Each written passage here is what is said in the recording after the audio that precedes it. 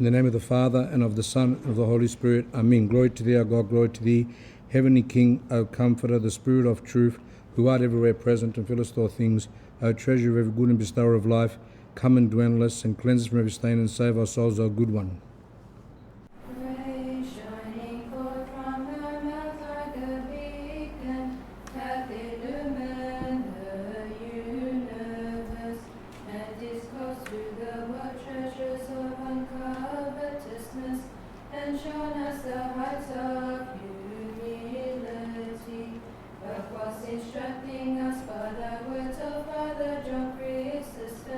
Intercede with the word Christ our God to save our souls. Okay, sit down.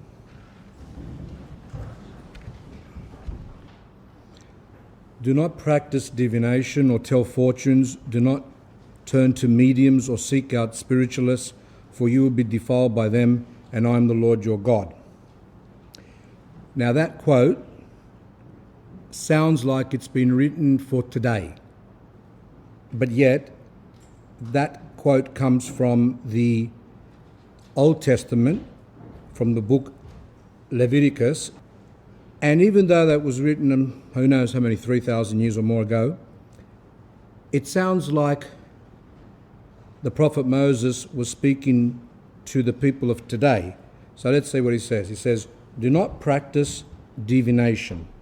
Now, we're going to hear that word a lot during this talk, so we have to know what it means. Now, the Oxford definition says, the practice of seeking knowledge of the future or the unknown by supernatural powers. That's how they look at it, because the world don't consider that as being bad. However, I've added a little, not that I'm going to change the Oxford Dictionary definition, but I want to make it somewhat orthodox. So let's read it again. The practice of seeking knowledge of the future or the unknown by, delete supernatural means, with the help of the demons. That's the orthodox definition of divination. Now, another book of the Old Testament says, let no one be found among you who sacrifices their son or daughter in the fire, who practices divination or tells fortunes, interprets omens, who practices witchcraft or casts spells, or who is a medium or a spiritist, or who consults the dead. Anyone who does these things is an abomination to the Lord, and because of these abominations, the Lord your God will drive out those nations before you. So there's some words there that we need to know. Firstly, this sacrifices their son and daughters in the fire. I don't know what that means. So let no one among you, this is from Deuteronomy chapter 18, lines 10 to 12. Again, even though it was written many, many thousands of years ago, the problems of then are the problems of now. We hear that in the Bible it says that Christ is the same yesterday, today, and forever. And the demons are the same yesterday, today, and forever. So there's no difference. The way he used to trick people then is the way he tricks people now. So let's go through it. So let no one practice divination, which we already said what it is before, trying to find out the future or something unknown. Or tell fortunes, interpret omens. Omen is, again, something that is believed to be a sign or a warning of something that will happen in the future. This can be good or evil. Now, for people, an omen could be a bird coming close to their house and squealing there, or whatever they do there, making noise, and people say then they interpret that. Or the way clouds formed, they would interpret that to say we're going to have a good year, a bad week, etc. Now, also an omen could be, they used to do things like sacrifice animals and then examine their entrails, in particular the liver, and then look at that, and then from that they interpret their stupidities, whatever they did. So that's what an omen is. So it says here, do not practice divination, don't tell fortunes, don't interpret omens, practice witchcraft or cast spells, or who is a medium or a spiritist or who consults the dead. Now the word medium is used today because on the television they've got many programs about mediums. Now, some of you who are young and watch TV would remember like the program Bewitched and things like that. Some of you from the old Soviet Union might not know. Anyway, for those that are born here in America, they know Bewitched was a woman who was a witch, and she married someone who wasn't a witch, who wasn't a warlock. He was just an ordinary person. She was a very nice person, homely, blonde, nice, smiley, really great person. So that's how the people of the 60s were brought up, to believe that witches are good. Harry Potter is another example where the children believe that you can be someone who does supernatural things and be good. So he was a good boy.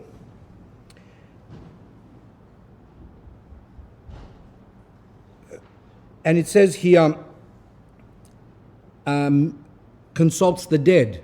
There are many programs now on television, cable television, on the internet, things like that, of people who supposedly communicate with the dead. So you can see that this part in Deuteronomy, chapter 18, lines 10 to 12, it's like it was written for today. Now, this was written for the Jews who were the true worshippers of God. And God commanded them to keep away from those things. You can't worship God and do those things. Today, Orthodox Christians are doing the same thing. They are churchgoers, supposedly. They say that they believe in what the Orthodox Church teaches, and yet people believe in these things. Now, some of you might say, I don't believe in them. But when we watch these things and then we start getting doubt, how did he know that? How did that medium know that that person's grandmother that died 50 years ago had this type of secret or whatever? And when you start having doubts, then you begin to fall into a very serious sin, because Orthodox Christians reject all those things. There is no truth to it. Number 3, now some of you might say that, well, that's from the Old Testament, and many today use that as a way of arguing that what's in the Old Testament we reject, because there's also in the Old Testament, if someone does such and such, they get stoned. So people say, but we don't do that, so therefore we reject all the Old Testament. So references, for example, to homosexuality in the Old Testament, we don't take any notice of that because there's bad things written in the Old Testament. So anyway, just in case people have that view, which they shouldn't, let's look at what the New Testament says about this topic. From Galatians, it says, the acts of the flesh are obvious: adultery, fornication, impurity and debauchery, idolatry, witchcraft. I warn you, and so on. I warn you, as I warned you before, that people who do such things will not inherit the kingdom of God. No, it doesn't say that people who practice witchcraft get burnt at the stake. It doesn't say that people who do these things will have their hands cut off or whatever. No, it just says that the New Testament says they will not inherit the kingdom of God. You cannot do those things and at the same time believe you're going to be saved. Number 4, in the book of Revelations, chapter 21, line 8, it says, but the cowardly, the unbelieving, the abominable, the murderers, the sexually immoral, those who practice magic arts, the idolaters, and all liars, they will be sent to the fiery lake of burning sulfur, which is the second death. Again, we see with what strictness the Old Testament and the New Testament speak against a lot of sins, but we can see that there is a thing there about those who practice magic arts, which today has become like a joke. People read star signs, people watch, as I said, there's all these different programs now, mediums, haunted houses, and I just read the other day that the Liverpool College there, the TAFE College up there, that's supposedly haunted, and they have excursions. So you can go there, and some people even stay over so they can have communication with the ghost that lives there. And people don't think that's bad. And 1 John chapter 3 line 8, the reason the Son of God appeared was to destroy the works of the devil. Before Christ came, the world was in the hands of the devil. When Christ came, he destroyed the works of the devil for those who accepted him.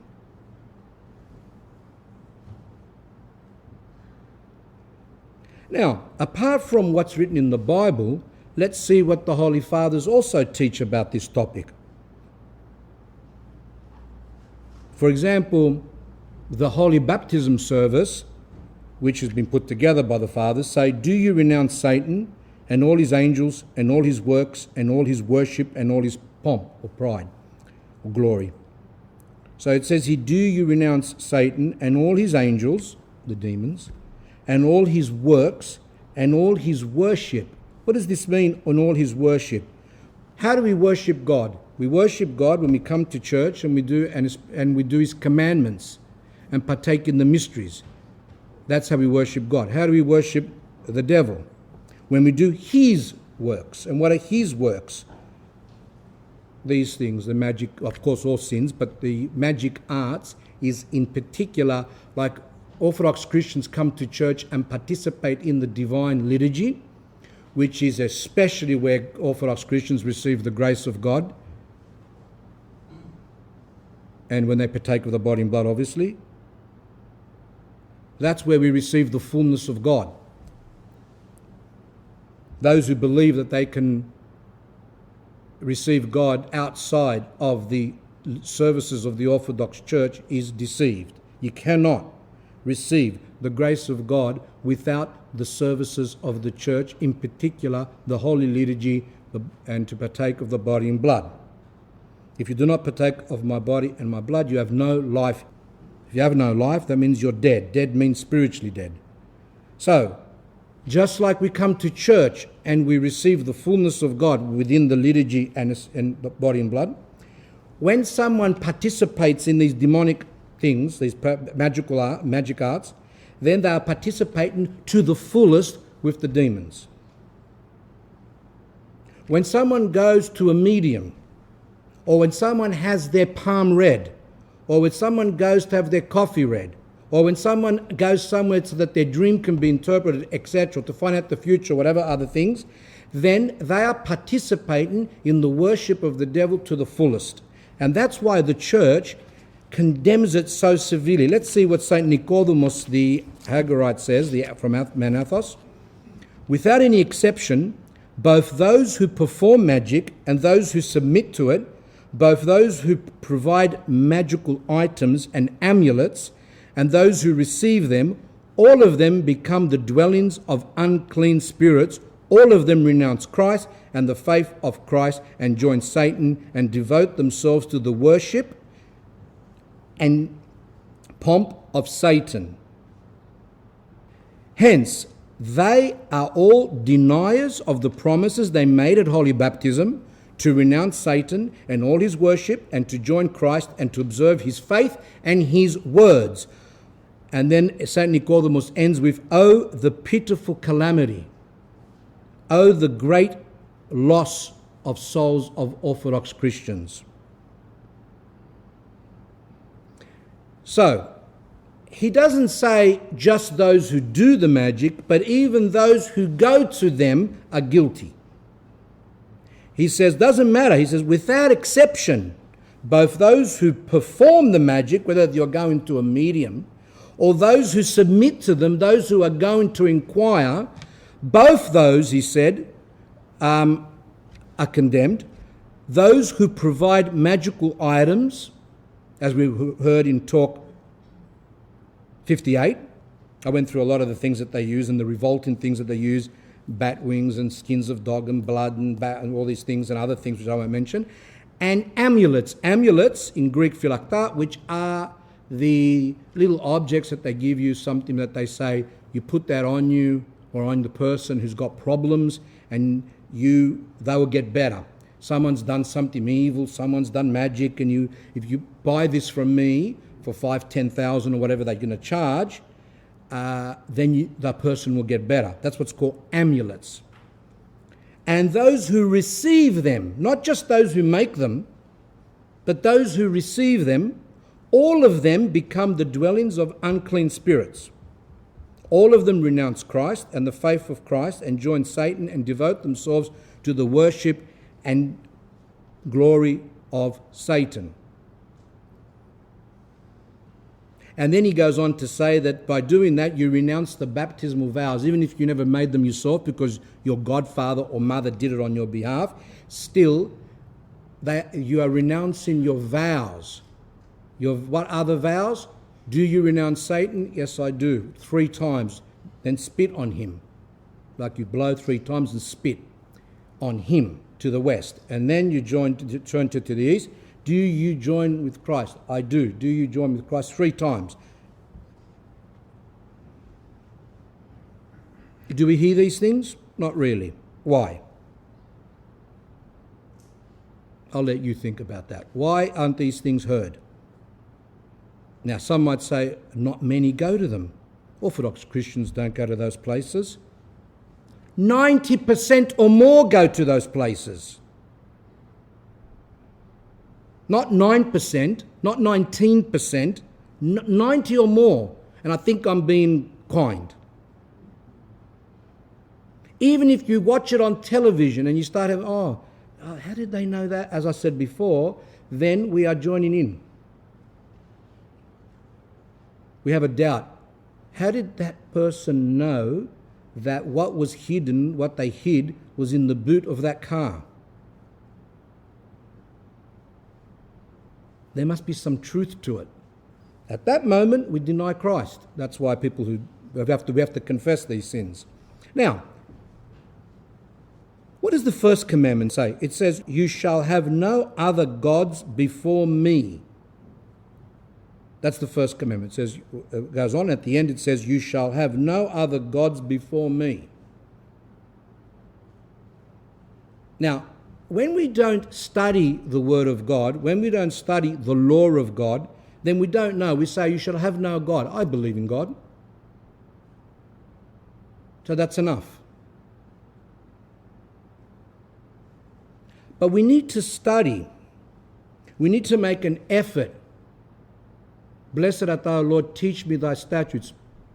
We ask God to help us understand his law, not just to read it, and not just to show off and say, "I know the 10 Commandments off by heart."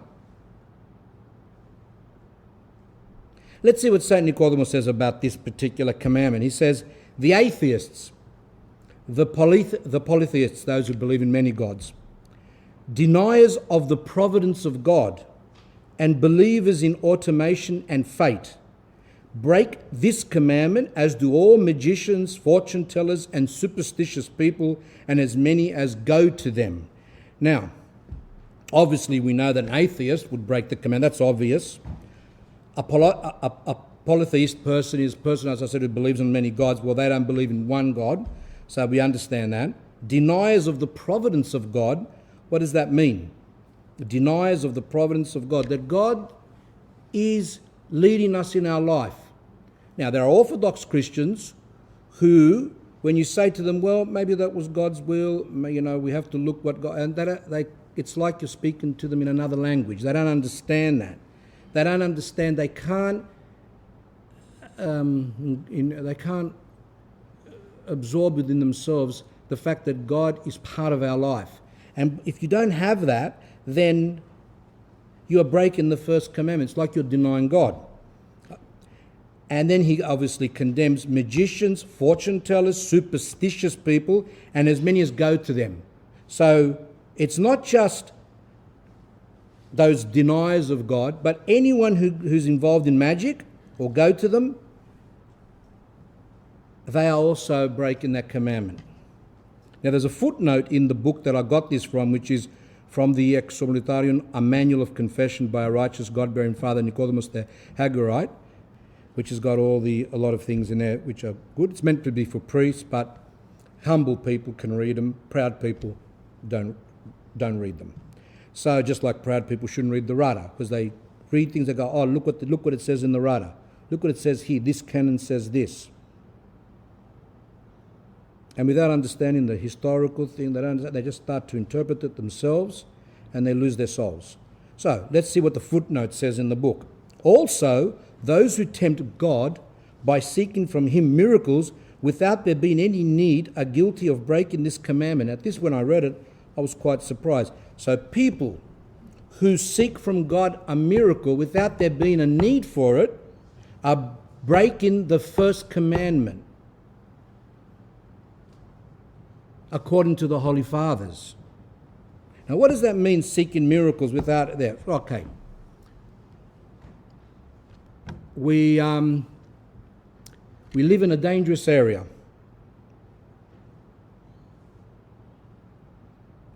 And there are a lot of break-ins. And some silly person comes along and says, why should I close my windows and doors for? God will protect us. Let's leave them wide open all night. God will protect us. All I have to do is do my cross, and God will protect us. That is blasphemy. That's like we're treating God as an errand boy. Click your fingers. That's very bad.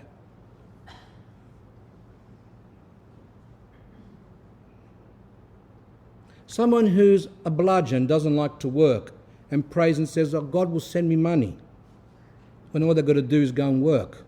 That's also blasphemy. I remember a woman said to me once, I went down to the city, and it was 3 o'clock in the morning, and I was walking along, whatever, and she said, I did my cross and God will protect me. My answer to that is, we have monasteries, ancient monasteries, Manathos, Palestine, Egypt, that were built like forts with these high walls, with doors about this thick. And these are monasteries full of holy monks and nuns. Why didn't they say, we just do our cross and we don't worry if the pirates come or the Turks come or the Arabs come or the Muslims? It doesn't matter. But we don't have that. And not only that, some of them have still got the holes up the top where you've got the door and you've got like some part of it sticking up from the top with a hole. Do you know what the hole was for? Does anyone know?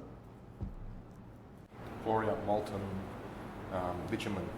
Pour out hot oil or tar, so that when they come to try and knock down the door, the monks who didn't do their cross and say we're going to be protected, but made an effort to protect their monastery, not wanting the unbelievers to come in and desecrate everything and defile everything and steal everything and smash chalices and do other sacrilegious things. No, they made an effort. If, however, they lived in a skeet where there was no protection, and they were even old and they couldn't even escape, then they can do their cross and say, God, protect me, I can't do anything. So, let's see the type of questions that a priest should ask in confession when someone comes for confession, especially for the first time. St. Nicodemus says, these are some of the questions. Perhaps, my child, you have denied God or your faith, or have said that you would deny them. Perhaps you have practiced magic, or cast a spell on a couple, or cast a spell on animals so that a wolf does not eat them. Or perhaps you made amulets or charms, or wore them, or have practiced some other sort of magic. So the priest is asking this because people are ignorant, and therefore they ask. And one more, perhaps you have sought magicians or fortune tellers to help you when you were ill, or to find something for you which you had lost, or to reveal riches to you, or to perform other like things.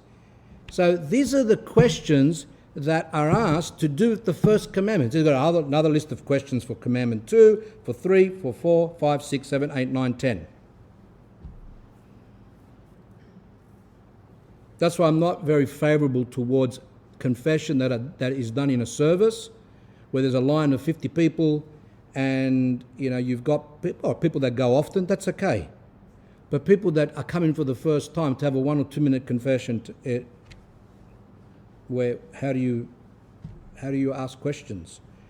And Canon 32 of St. John the Faster, St. Nicodemus interprets this and says, sorcerers and magicians, and also women who make amulets or charms and tell fortunes, are penance for 3 years not to receive Holy Communion, and to eat dry foods after the 9th hour, eaten only as much as is necessary to live, and to do 250 prostrations every day. Now, St. John the Faster, he saw that a lot of the ancient canons were very difficult for people to follow. Why? Because, as we're going to hear now, I'll read it first, and then I'll tell you why he says this. This is how it used to be.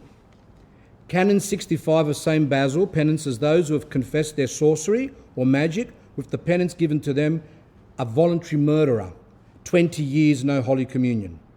His 72nd canon likewise sentences those who deliver themselves over to fortune tellers with the same penance. Canon 61 of the 6th Ecumenical Council penances such people for 6 years. Different areas had different rules, different penances. And Canon 24 of Ancura for 5 years. Canon 3 of St. Gregory of Nyssa penances those who go to fortune tellers out of disregard and disdain for the faith of Christ as those who have voluntarily denied Christ, that is, not to receive communion for the rest of their lives. That's what one Holy Father penance. As I said, they're all different ones. Depending on the time, depending on the place, it's got different penances. And then it says, but those who went to magicians because they became faint-hearted out of some necessity or pressure, like they went because their child was dying or something like that and they lost themselves, they are to be penanced as those who denied Christ on account of tortures and sufferings, that is, for 11 years. 11 years. So in other words, there were people who denied Christ during the persecutions when they weren't even pressured, like many who became Muslim during the Turkish times. A lot of Orthodox became Muslim, not because they were pressured, they just knew that they have a bit of a better life. So those people are looked at as being deniers of Christ to the highest level. Then there were those who denied Christ because, their Orthodox faith, because they were scared of tortures, or while they were being tortured, they denied. They were still called deniers of Christ, however, they were penance less. So that's why he's saying, those who went to fortune tellers just for, out of interest, willy-nilly, as we say, disdain for Christ, disdain for his faith, they just went, they will be penanced as ones who denied Christ on purpose, and that's, as he said here, depends on which saint, 20 years or for 10 years, etc. But those who went to magicians because they became faint-hearted out of necessity or pressure, he penances like those who denied Christ on account of the fear of tortures and sufferings, that is for 11 years. Now, St. John the Faster comes along and says these are very long penances, like for people not to commune for the rest of their life, or for 20 years, or for 15 years, or for 10 years. It's a long time. So St. John the Faster says what we'll do is, because that's all they had. When they went to a priest back in those days, they confessed the epitimia, as we say, the penance was, you will not commune for that many years. St. John the Faster comes along and says it's long. What we'll do is we can reduce it to 3 years, as long as the person during those 3 years does 250 prostrations a day and fasts by eating after 3 o'clock in the afternoon and only eat dry food, just enough to keep the person alive. And then they will be able to commune after 3 years. What do we say today? Today we say, not the first way, not even the second way people can do. I find it even hard to tell someone to do 3 prostrations. All you have to do is 3 prostrations. Did you do it? No, I can't do it. Do you have a back problem? No. And what's the problem? Just can't do it. Because they don't want to do it. So imagine if they were told to do 250 and to eat after 3 o'clock in the afternoon. However, the good spiritual fathers of today give something to help people understand that what they're doing is wrong. Like a child, when a child does something wrong, after a while the child works out that if he says sorry, then the parent will leave it alone. So you give the child some type of penance, say, okay, well, you stay in your room for such and such, or we're not going to go out that place, or you can't, whatever. Something that the child can understand that what he or she did is wrong. Today it's become a bit of a joke where people go to confession and say, I did this, the priest reads the prayer and that's it. But good spiritual fathers don't do that. They actually give a penance. For some people it depends. They might say, okay, you can, when was the last time you did it? Why'd you do it for? Do you know it's wrong? Then they check how repentant the person is. They might say, okay, 1 year. Some might say 6 months. Some might say 3 months. It depends on how the spiritual father feels. But something that helps the person know that what they did was wrong. Today, one of the biggest disasters in the Orthodox Church is that pretty much a lot of churches have removed penances. So it's become like the Catholics, where you go to the Catholics, they say, I've murdered, I've done this, okay, 3 Hail Marys and 2 Our Fathers. That's the penance. No, that's wrong. I shouldn't put the Catholics down. At least they give that. Some people object to the reading of the canons of the ancient church and say, it scares people. No one says that people should give those penances. But they don't want no one to know what the old canons were.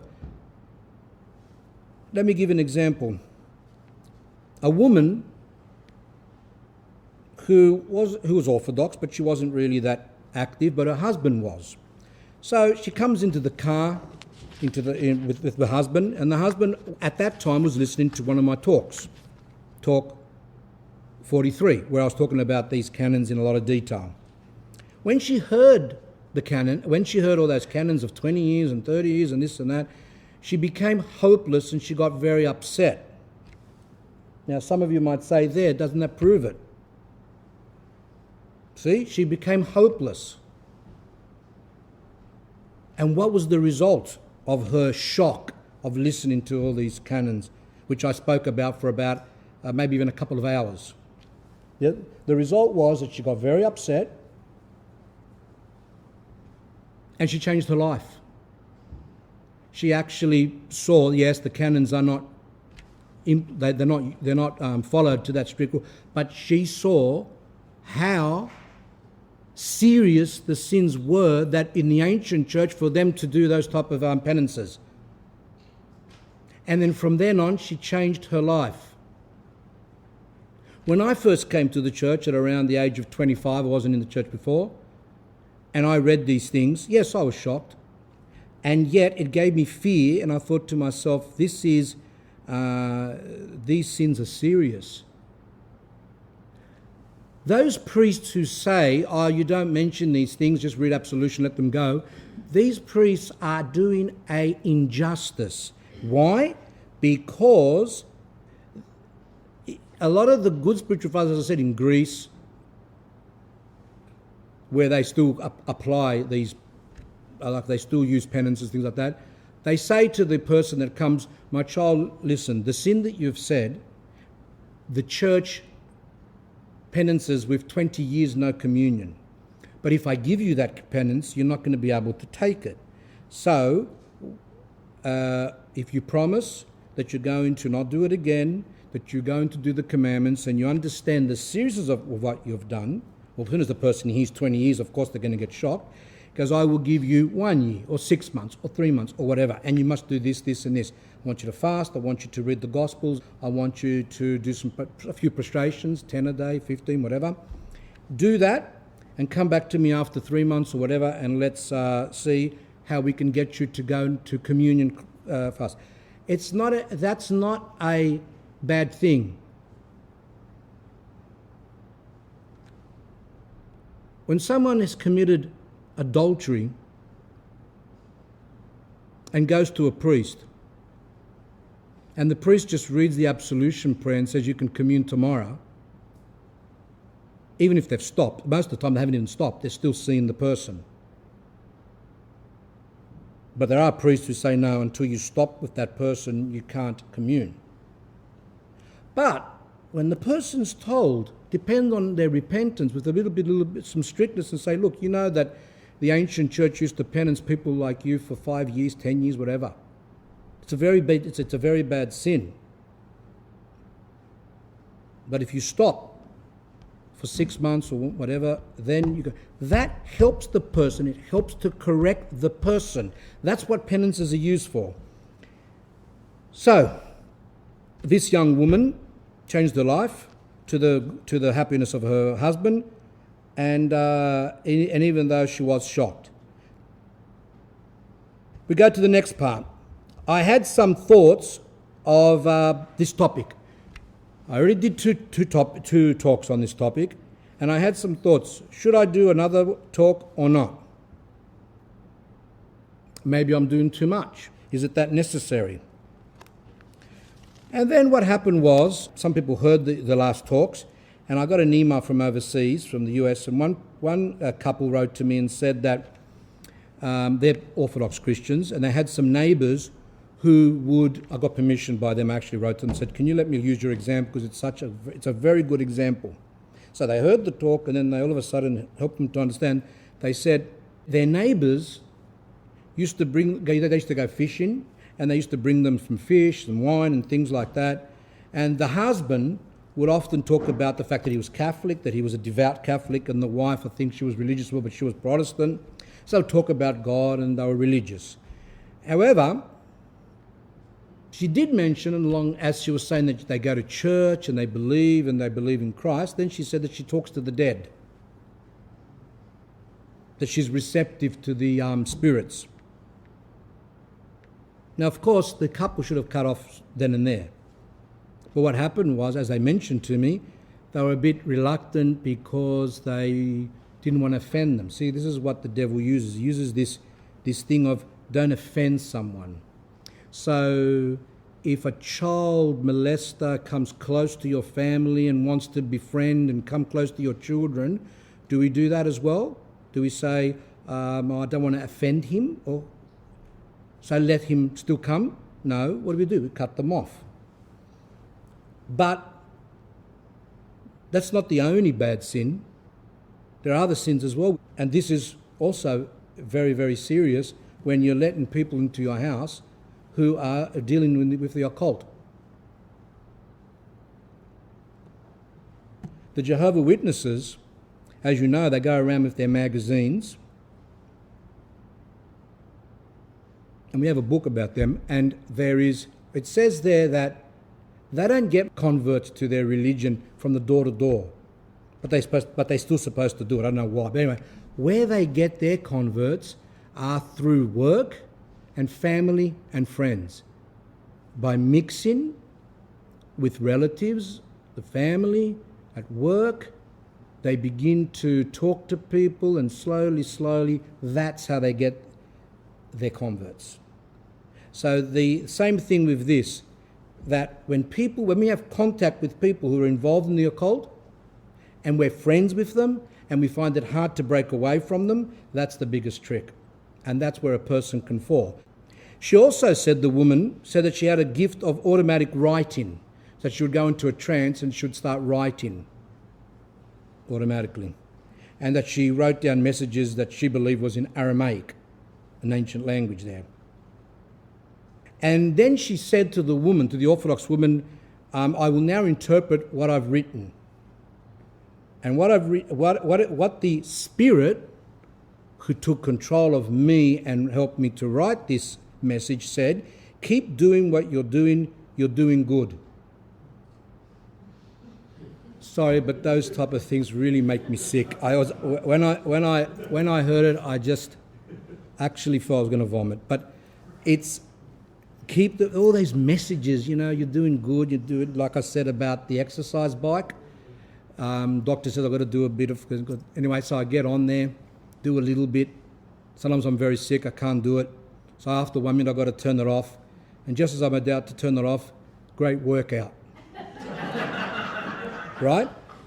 I had a great workout when I couldn't even turn the pedals. So this is the same as these idiots. They just praise, always praise. You're doing good, keep it up. Then all of a sudden the Orthodox woman's father died.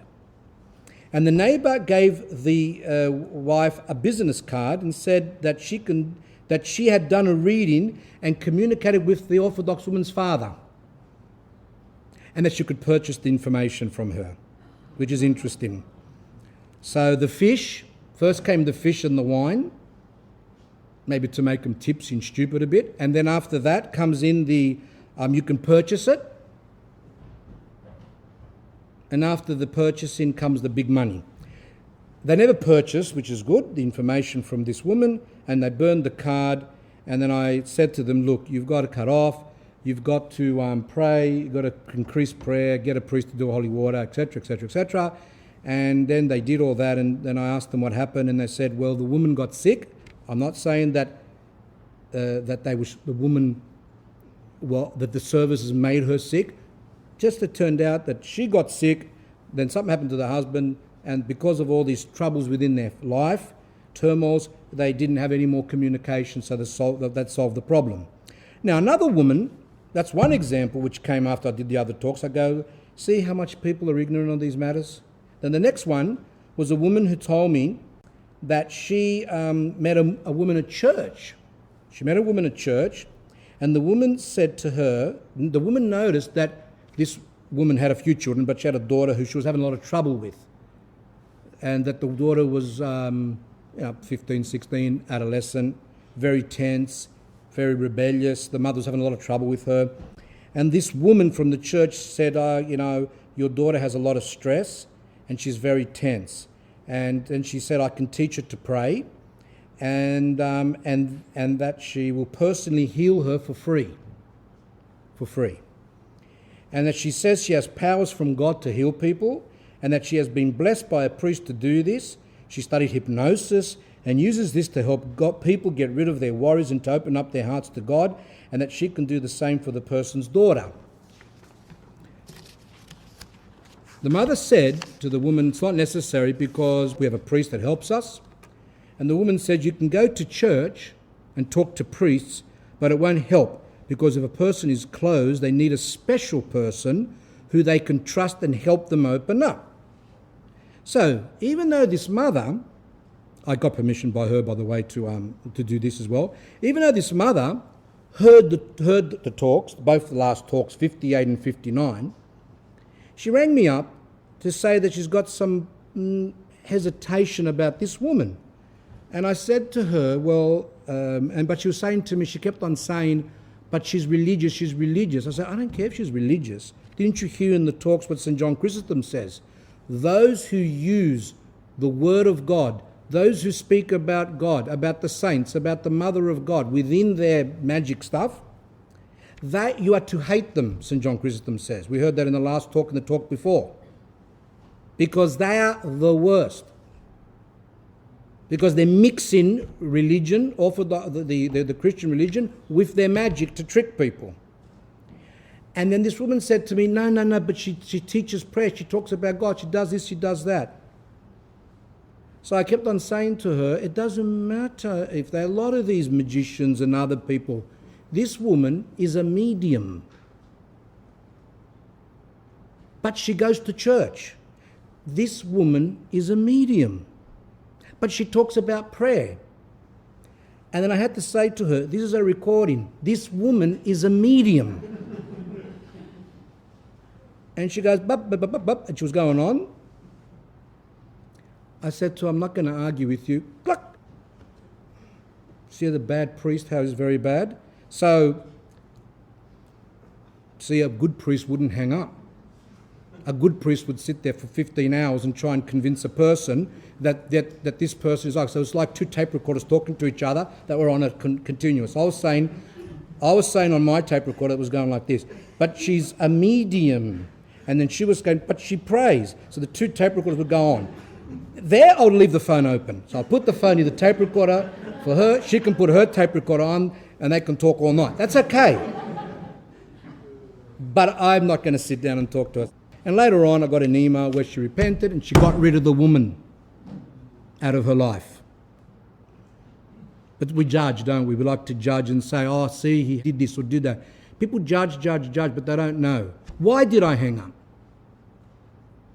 Why did I hang up? Because for her soul, she's arguing, firstly, with the priest. Secondly, she's arguing about a topic which I just did 8 hours of talks about. But she knows more than me. She knows more than the church. She knows more than St. John Chrysostom. But anyway, the main thing is that she repented and that she got rid of the woman.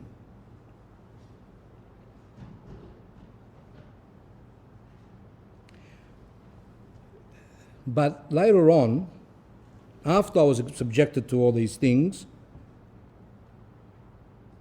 I found something in my letterbox. It was a business card. It was a business card of Mr. Cisse. Now let's see what he has to say. He says, International Clairvoyant and Spiritual Healer Astrology. I thought to myself, the audacity to put in my letterbox as well, after I just did 8 hours of talks against people like that. And he writes, the man with his natural God-gifted power of second sight, successfully helping desperate people for the past 27 years. Problems with love life, marriage, family, relationships, health, business, black magic, bad luck, career, court cases, lucky numbers, stress and depressions, etc. Private and confidential, 100% guaranteed. Don't suffer in silence. Just one phone call can give you all the happiness you deserve for a lifetime. Call on the number and even had a website. So I went on the website, and that was, of course, that wasn't enough just to make us sick. I actually found more there. Now, if you are seeking answers and clarity in your life, let's have a look. In your love life. Now, today the majority of people have problems with their love life. That's why all this internet dating and all that type of thing, they make a lot of money because people cannot actually form relationships anymore. They can't even go somewhere to meet. They've got to meet someone online. Career. Many people have problems with career because they can't be told what to do. So they just go from job to job. Relationship, we already said that. Money. Well, when you max out your credit card to 20,000, I'm sure you're going to have problems with the money. Health. Well, most people are unhealthy because of junk food, etc. Family. Family's been torn apart. Marriage. 50% or more of those who are married, about the ones that aren't married but live together for years. So if we really looked at it, strictly speaking, that marriages are more than 50% with divorces. And those who are leading lives where they're actually seeing other people in business. As soon as the business goes bad, straight away they think something's wrong. Not the fact that there's an economic crisis in the whole world, but it's just something's wrong, someone's done something or whatever. Black magic. A lot of people believe that they've had magic done on them. Bad luck. Court cases. Children.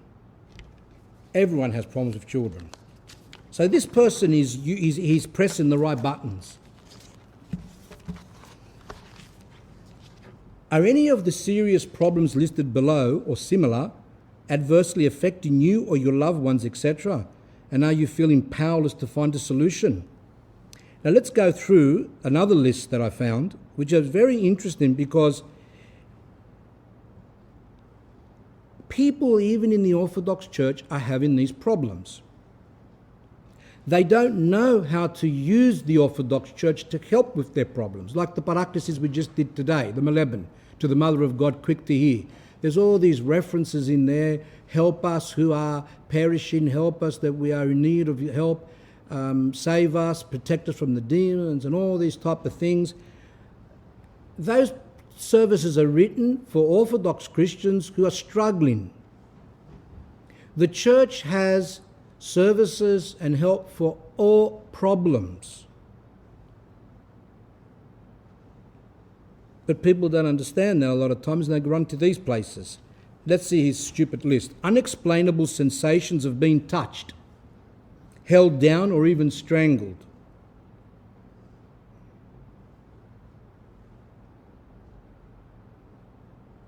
People do experience those things. A lot of times it's when people have involved themselves in demonic things, they can get knocked down in the night time, they can't move, they're half asleep, all those type of things.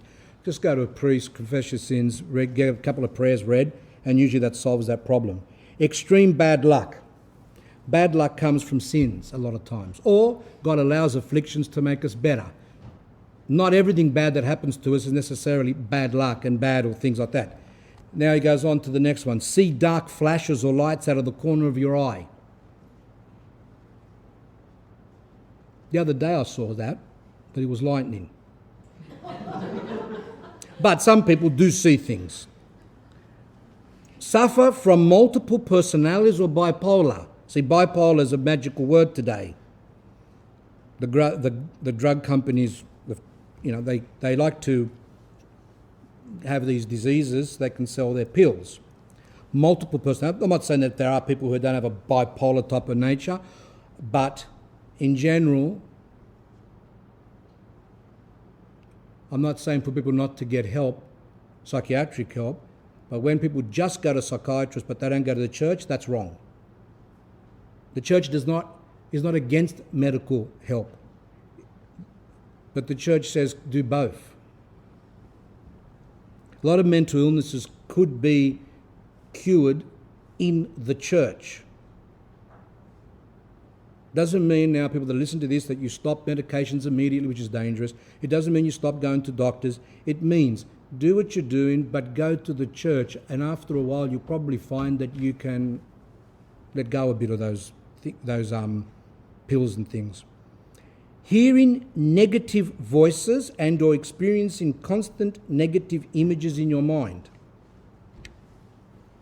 Seeing spirits or entities, that's other beings or other things. In the last couple of talks, I spoke about a young girl that got mixed up with a seance, and then she saw some stuff. She went to a priest, got some prayers done, it all left. Depression and thoughts of suicide. Paranormal events at home or work. As I actually spoke to the person that I spoke about last week, that he said that when he moved into the house, he moved into his house, and then they would have all these things of happening where they would hear noises, and they would hear musical instruments being played in the house. So I thought to myself, maybe this person is a bit like thinking that everything's demonic. So I wanted to ask him, do you see anything else any other time? Did you have it before you moved into the house? No. I said, look, get the parish priest to come, make him do a holy water. Because he says they used to have a guitar at the house, and then in the night they would hear the guitar being played. And I don't like believing in those things, but as I said, I wasn't sure whether this person just had an episode where he could actually have a mental crisis, or he's saying the truth. So what happened was, he got the priest to come, they did a holy water, and guess what? All gone. See paranormal events at home or work. See unexplained... Oh, by the way, then he told me, just because I spoke to him a few days ago, he said to me that a man walked up to him in the street and said, do you live here? And he goes, yes. He goes, my grandmother used to live here at this house. He goes, oh, right. He goes, she's still there, don't you? But she's a good ghost. Which I like to add in brackets, which plays the guitar.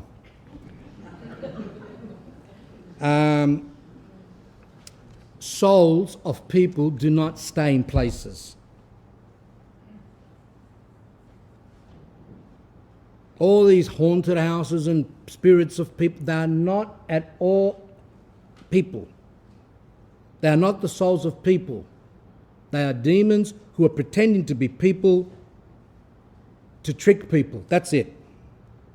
See unexplainable, frightening images in photographs, irrational fears and phobias, sudden drastic changes in behaviour or character, such as increased anger and violence, having a serious illness of unknown cause, have frequent vivid night terrors and nightmares, suffer from panic or anxiety attacks, and the victim of a stalker. So he has not left anything. He has gone through every single thing which people are troubled and people are looking for solutions. Saint Nikolai Velimirovich says that ignorance kills souls. Today, people have a lot of knowledge of what's going on in the world. Who just died recently? People will say, Nelson Mandela. People know. Who was there? Barack Obama, George Bush, Clinton, someone from the royal family. People know about everything. Just go on the internet now and you can have the knowledge of good and evil. Everything, whatever you need to know, plenty of information. But people have not much idea of their own faith, or they study the faith but in the wrong way. And especially people don't have knowledge. The most important knowledge is knowledge of themselves. We need to have knowledge of ourselves. If we want to progress in the spiritual life, we need knowledge of ourselves. People who search for knowledge all the time, what I've noticed with them is they have no idea of themselves. They don't want to know about themselves. This is why it's important to learn what the church teaches about magic. We could, without knowing it, be practicing witchcraft or have fallen victims indirectly. Not that someone's just done it to us, but that we're involved in it ourselves. Television, periodicals, magazines, films, radios. They even have now on these radio morning shows, they've got mediums, astrologers. People ring up and the medium's talking to them about their astrology, about their lives, about someone that's died. Horoscopes, prophecies of the future that you watch now. Towards the end of the year, the Today Tonight current affairs programs, they're going to have some idiot come on there who's going to say to us what's going to happen that year.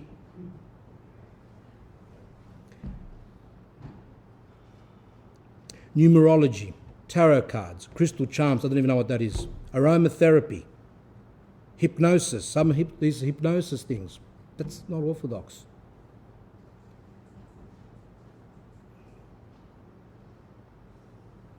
Palm reading. Some people say, okay, palm reading, I know that's evil. But you could be going to a doctor, or you could be going to some health person like I did years ago. I went to the dentist and I said to him, I've got problems here, around here. And he said, sounds like you've got TM, is that right? TJ, is it? TMJ, whatever that stands for. Anyway, it stands for that my joints hurt. And he sent me to a physiotherapist. That's really, and that helps. So I went to the physiotherapist, and she was doing some things there. But after a while, I brought someone with me too, which used to sit in the room, the person that was driving me. And I was fortunate that he came along. So this person's doing some things. At the beginning, she was doing things like a physiotherapy. But then after a while, I was falling asleep on the actual, on the bed there, whatever it's called. And the person, and every time I would go back to the monastery after visiting there, I'd be very aggressive, very angry. And then after some number of times, the person told me, then it took him so long to say it, he said to me, do you know that when you're on there, she puts her hands just like that on top of you? Like that. I said, yes, so she's massaging, is she? She goes, no, she just does like this and salivates. I said, what do you mean by that? She goes, oh, she's always, and she's just got her hands like that. So I said, I think I'll fall into the hands of some satanic person. without knowing. A dentist, to a physiotherapist, to a demonic person, which I didn't even know. And that's everywhere now. Homeopathy. In Greece, they say it's wrong. I believe what they say in Greece because Greece is very strong in their orthodoxy. And if anyone knows, they know. That's where Mount Athos is. That's where there are thousands of monasteries. There's nowhere else on earth that there are, just on Mount Athos, every day there's around 1,000 liturgies being served. And that's not counting Greece as well, where there's monasteries everywhere. I've gone to a naturopath, and she says that she's got this homeopathy. I said, I don't want homeopathic, but it's okay. But it's not okay, because what they do is when they prepare that mixture, they're saying like prayers. And today, more and more, the medical field is actually introducing these things into normal medical practices. Meditation, these type of things. You've got to be careful. What are you doing? What are you taking? Be cautious. Martial arts, some forms of martial arts, is demonic. When you're bound down to some type of masters and things like that, and some spirit comes into you to give you strength and you scream and shout and things like that, I don't think that's godly.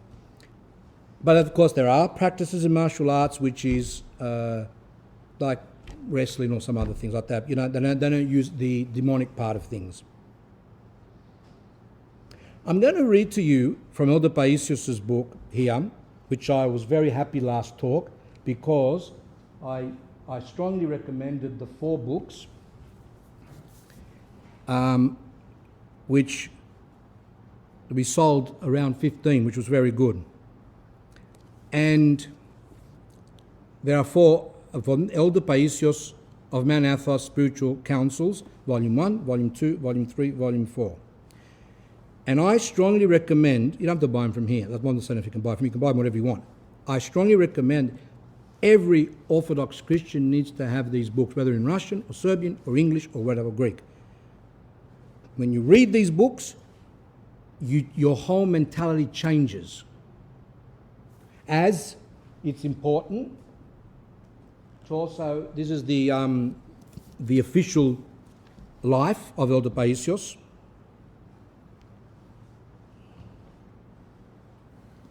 That's also something which is good. Now they just recently canonized Elder Porphyrios, who's now been recognized as a saint, even though he died in 1991. It's just 22 years ago, but he's been recognized by the Orthodox Church now as a saint, and I think Elder Paisios is soon to be canonized as well. Now, in one of those books, Book 3, I read something which I always knew, but after reading it, I said, now if people read this, that would explain all those television programs about these haunted houses and things moving around and things gone missing and doors opening and closing and things like that. A young magician from the Tibet came to my Kalivi, Elder Paisios says, Kalivi is like his house, and told me many stories about his life. When he was 3 years old, he was pledged by his father to a group of 30 sorcerers of one of the higher orders in Tibet. Tibet is a place where they're into this magic things, so that he could be initiated into the art of magic. Which is the same for Saint Cyprian.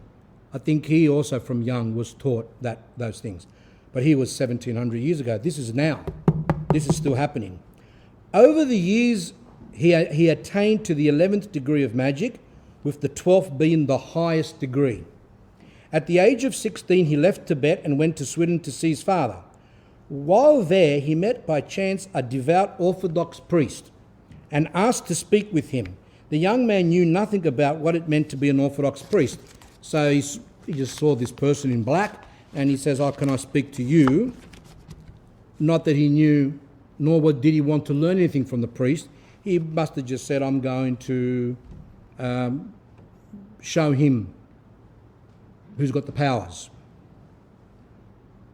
The young magician started showing off some of his powers in the room where they sat to talk. He called upon one of the leaders of the demons. He actually called on him and told him, I want some water. Then a glass in the kitchen rose into the air, floated to the sink, the faucet, as the Americans say, the tap, automatically turned on, filling the glass with water. The glass passed through a closed glass door and levitated into the room where they were sitting, the priest and the magician. The young man took the glass and drank the water. This is a story that Elder Paisios says, related in that book. I have no doubts that happens. No doubts whatsoever. So we see people watching these programs of these haunted places and all this type of stuff and say, oh, look, how did that move? It must be true. It must be the soul of the prisoner that used to be in the jail. Or in the case of Liverpool, I think was it a psychiatric hospital? I'm not sure. It must be the soul of some of the patients that were there.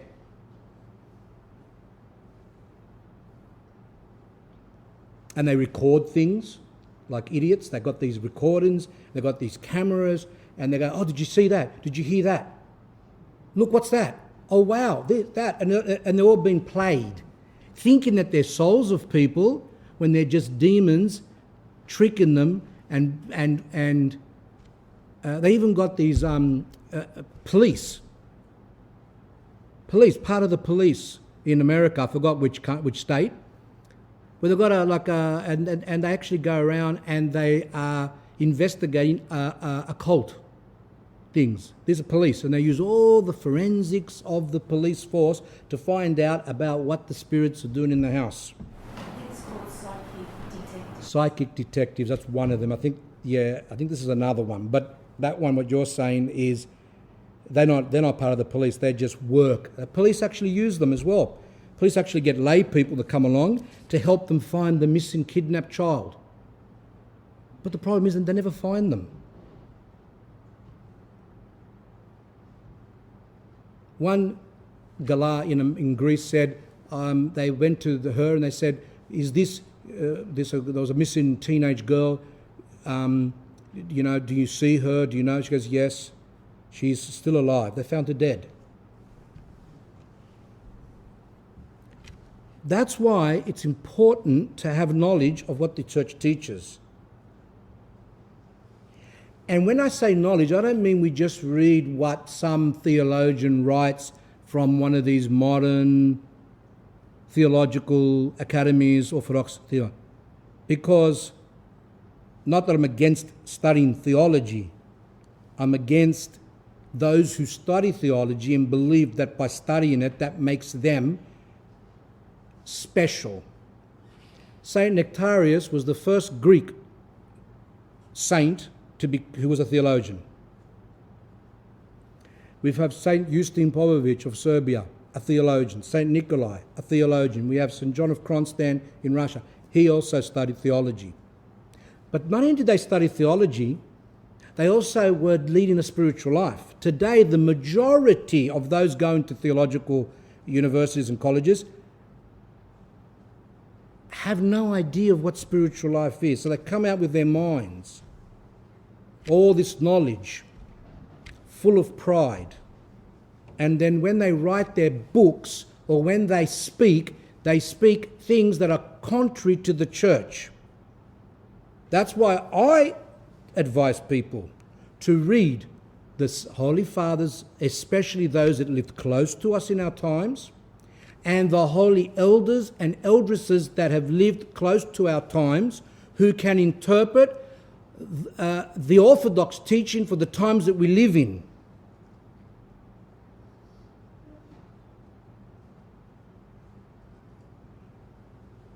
I will not read any of their materials. Sorry, that's my opinion. I will not touch their books or their articles. As soon as I see graduate of such and such instant. Just get rid of it.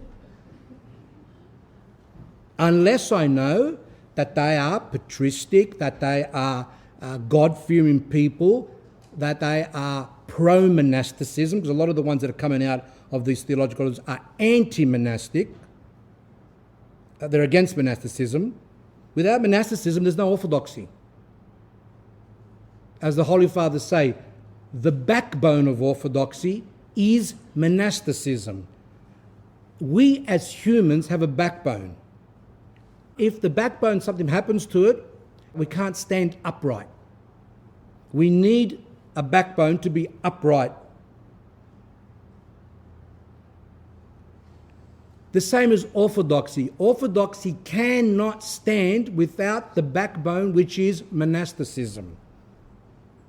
As soon as you see someone who is against the monasticism of the Orthodox Church, run for your lives. Don't even look behind, because they are monsters. Elder Cleopa was asked the question, what are the consequences of the sin of witchcraft?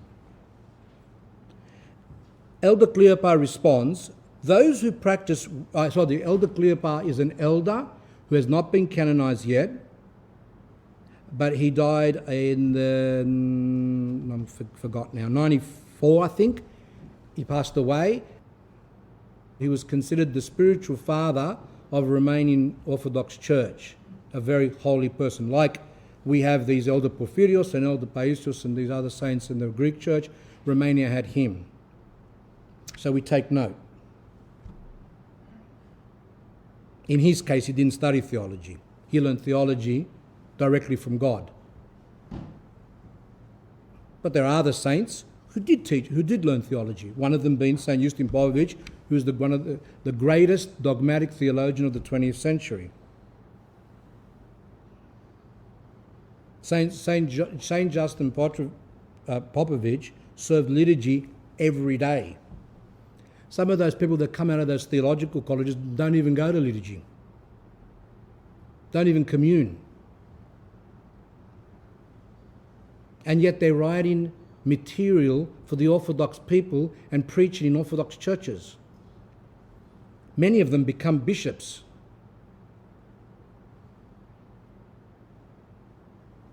The consequence of that is obvious, because you can see what's happening today with ecumenism, but let's leave that for another time.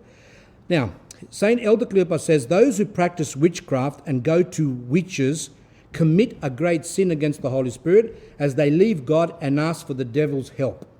They relinquish Christ's servants, the holy priests, and go to Satan's servants. I love that. He calls all the mediums and all that, he calls them Satan's servants.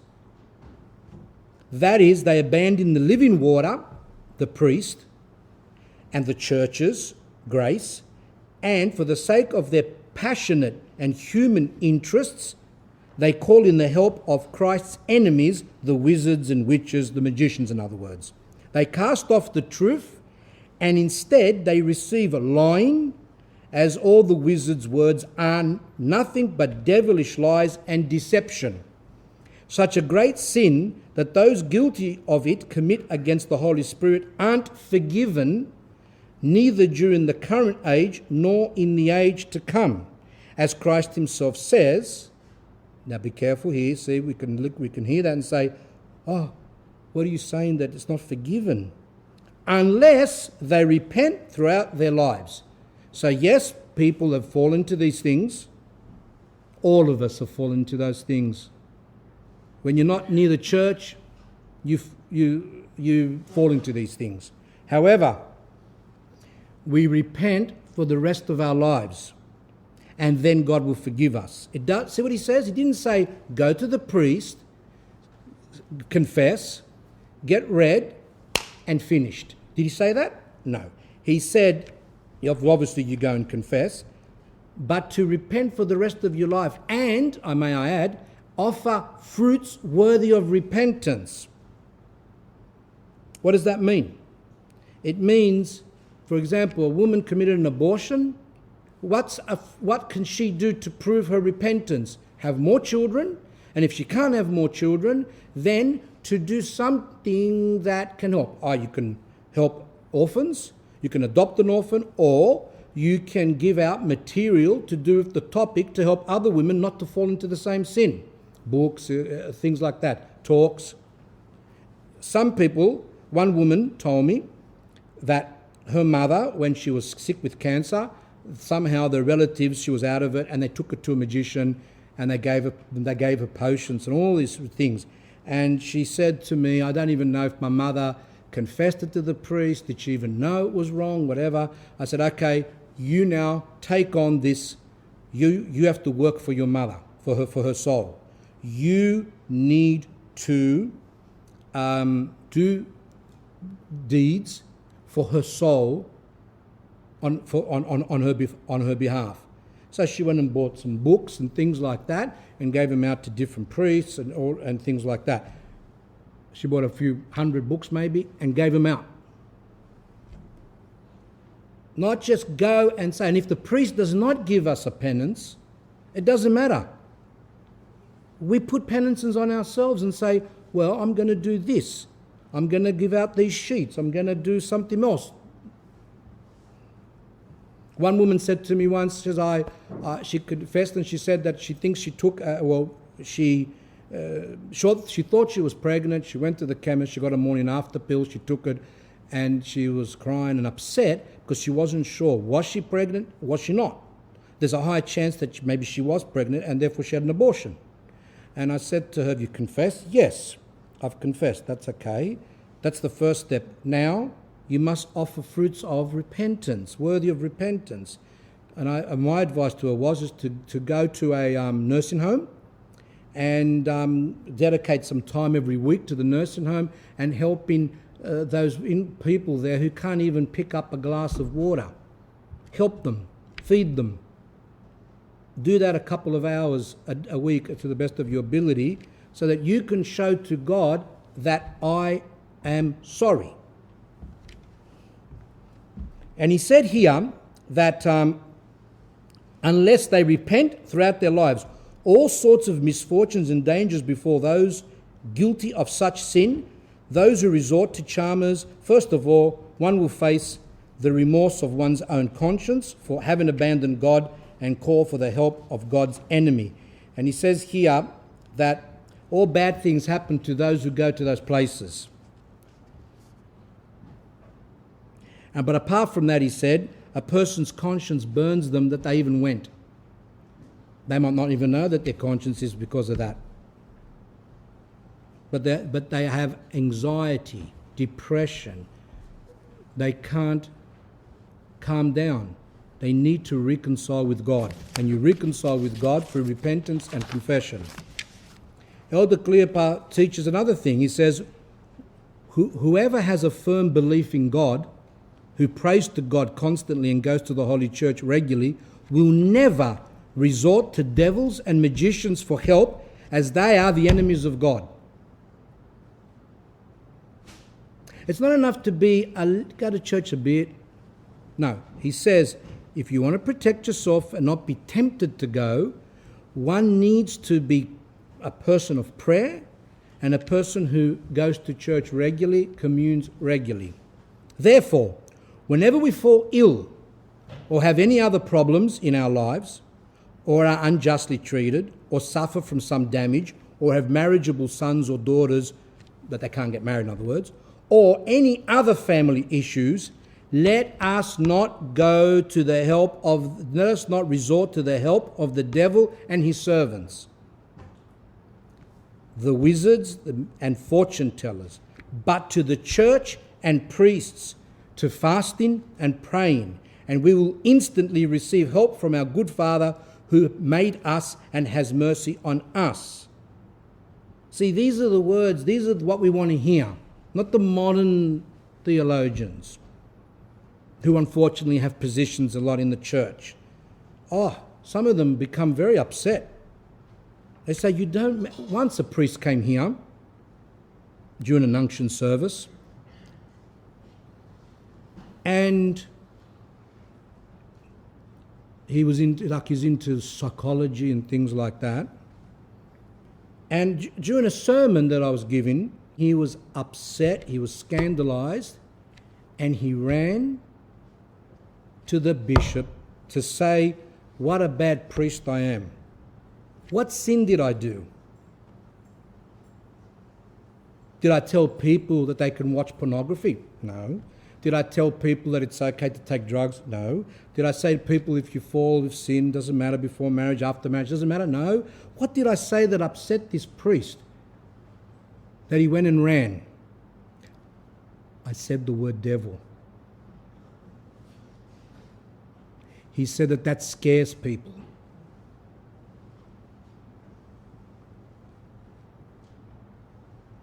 And I said to the bishop at the time, I said to him, well, psychologists don't believe in that, do they? He goes, no, he's got that mentality. So today, the Orthodox Church has been infiltrated not only with Western theology, but with a new theology, the theology of psychology.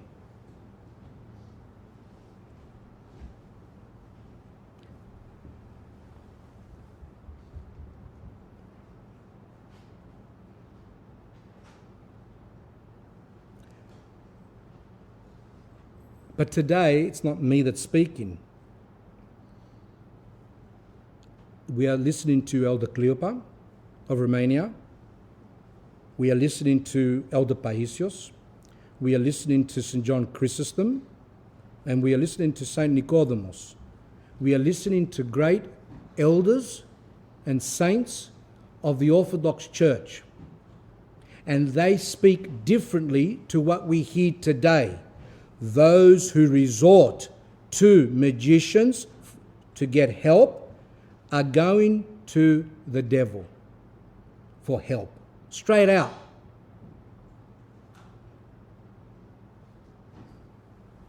So those who have steadfast faith in God should ask him for his help at all times. And the ones who have weak faith, who have resorted to wizards, in other words magicians, if they wish to be saved, first of all, they must confess their sin and then ask for a canon, meaning a penance. Look how beautifully the saint speaks. Say to the priest, I want a penance.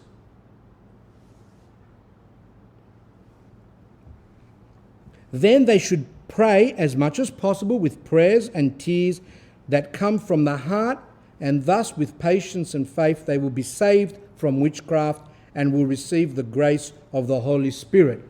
Amen. See, when I read these things, I become filled.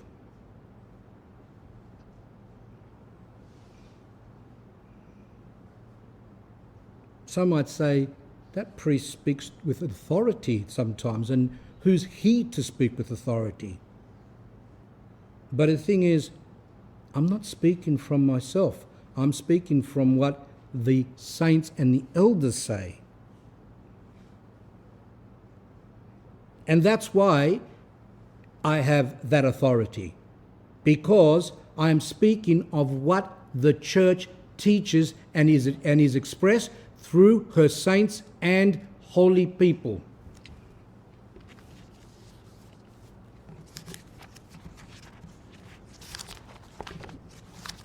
Now let's go through some other things that people might not know is actually a form of witchcraft and these magic things. A person may not go to a magician to find out the future, but he might be actually acting as a medium himself or herself without knowing it, and these are Orthodox Christians. For example, a person told me this story. A person was praying, asking God to show him a sign that what he was thinking of doing was from him. Just like Joseph Smith, who started the, what are they, the Mormons, is it? Yeah, the Mormon people. And also Muhammad as well. He also prayed in his cave and was given some revelations and gave those who follow him the Quran, which blasphemes Christ. But that was through praying. So let's go on here. So this person was one day standing somewhere outside. There was no wind whatsoever. It was a very calm day. And this is an extreme example, but still, people still do these things. And maybe the result's not as like in your face as this one is, but still people do it and it's wrong. And he was standing in the streets and said, God, please show me what I should do. If it's meant for me to do something in the church, whatever he was thinking of doing, make a leaf fall from that tree. See, it's blasphemy. And then suddenly, the tree fell. The tree actually fell down. And he took that as being a sign from God, even though he asked for a leaf. But he got the whole tree. Those type of thing, and then he did those, I think he made up something to do with rock music in the Christian church. Rock music. Don't ask for signs, because the demons will play with us and he'll make things happen and confuse us and lead us to madness. When we don't know what to do, we pray to God and we say, God, please show me. And that's it. Don't ask for signs. By doing that, in a way, we are acting as mediums. Opening holy, number 2, that was the first one, seeking signs. Opening holy books at a random page. So some people might get the Bible or a spiritual book, the Psalms, it could be anything, and pray and say, God, please help me to know what to do with my life, and open it up to a page and whatever their eyes fall on, and then they interpret it. Similar to the way the mediums interpret the clouds or to interpret some sign. That's a form of being a medium. That's a form of divination. How do you know what you're interpreting is correct? Let's see where it fell here. Let's see what it says. An Athonite monk was living by himself in his cell and lost in useless concerns. He couldn't find spiritual comfort or rest. Just take the philokalia and your prayer rope, the elder advised him, and go over there beyond the chestnut tree. Now from that, I'm going to have to interpret that. So how do we know what we're saying is from God? How do we know what we're saying is not from the demons? And how do we know that the interpretation that's being said, the demons are playing with our minds and presenting all these things that aren't true? So therefore, it's forbidden by the church. I've only seen it once in one of the Russian saints where a saint did that. Now, does that mean it's right? No, but he's a saint. Saints did things at the time. Maybe they used to practice it at their time and he just did it. It doesn't mean it's correct. Was it practiced by others all around the world? No. It's wrong. Priests in years ago, I don't know if they're not now, but back in ignorant priests, priests from villages and things like that, they would do things like that. They would act as mediums. So they would go and they'd say, the purple would say, oh, Father, can you do that? And he would open up the gospel and then he would interpret to them. I was speaking to a woman the other day and I said something about that, and she says, oh, I do that. I said, but that's not right. She goes, no, but I just do it because, I'm just reading. I just open up the book around. She tried to say she opens up random and just reads not to get any interpretations. And then I got upset because I knew she was lying. I said to her, do you interpret what you are opening up to? And she said, yes, sometimes. But it's Elder Paisios, and sometimes when I feel like I don't know what to do, or I feel something, then I open it up at random. I said, you don't do that. And the same thing happened. What happened?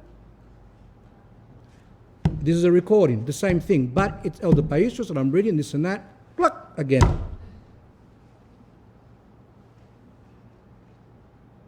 And then I rang her up, back again, I said, and? She goes, well, you're right, because from that, and now I've led to something else. I go, what? Goes, I look at the icon of the Mother of God to see if she's smiling or frowning, and then from that I can see if I'm doing the right thing or not. I said, so in other words, you're a medium. And then the demons play jokes and play tricks. So let's remember that. Divination, the practice of seeking knowledge of the future or the unknown by supernatural means, brackets, the help of the devil. Okay, I think that's it for now. We're up to page 14. We're going well. We've got another 40 pages to go. So quickly, have something.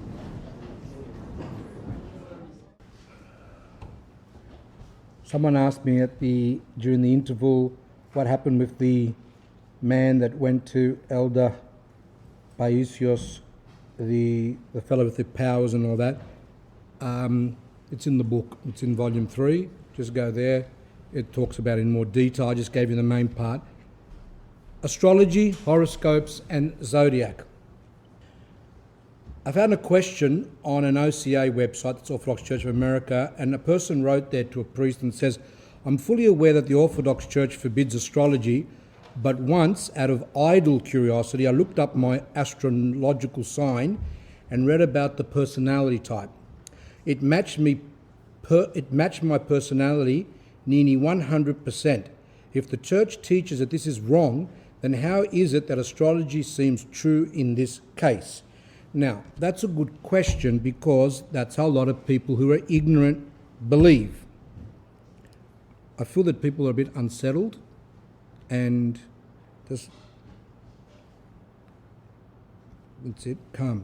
Calmness is the best. Have you ever heard, the priest answers, have you ever heard of coincidence? Or have you ever considered that the astrological personality types are so broad and so general that just about anyone would see himself or herself as fitting into what is described? Also, have you considered that a nearly 100% match falls short of being an absolute 100% match? I know many Capricorns, the priest says, who suffer from social anxiety disorder, yet their star sign defines them as being rather expressive and outgoing. In other words, social.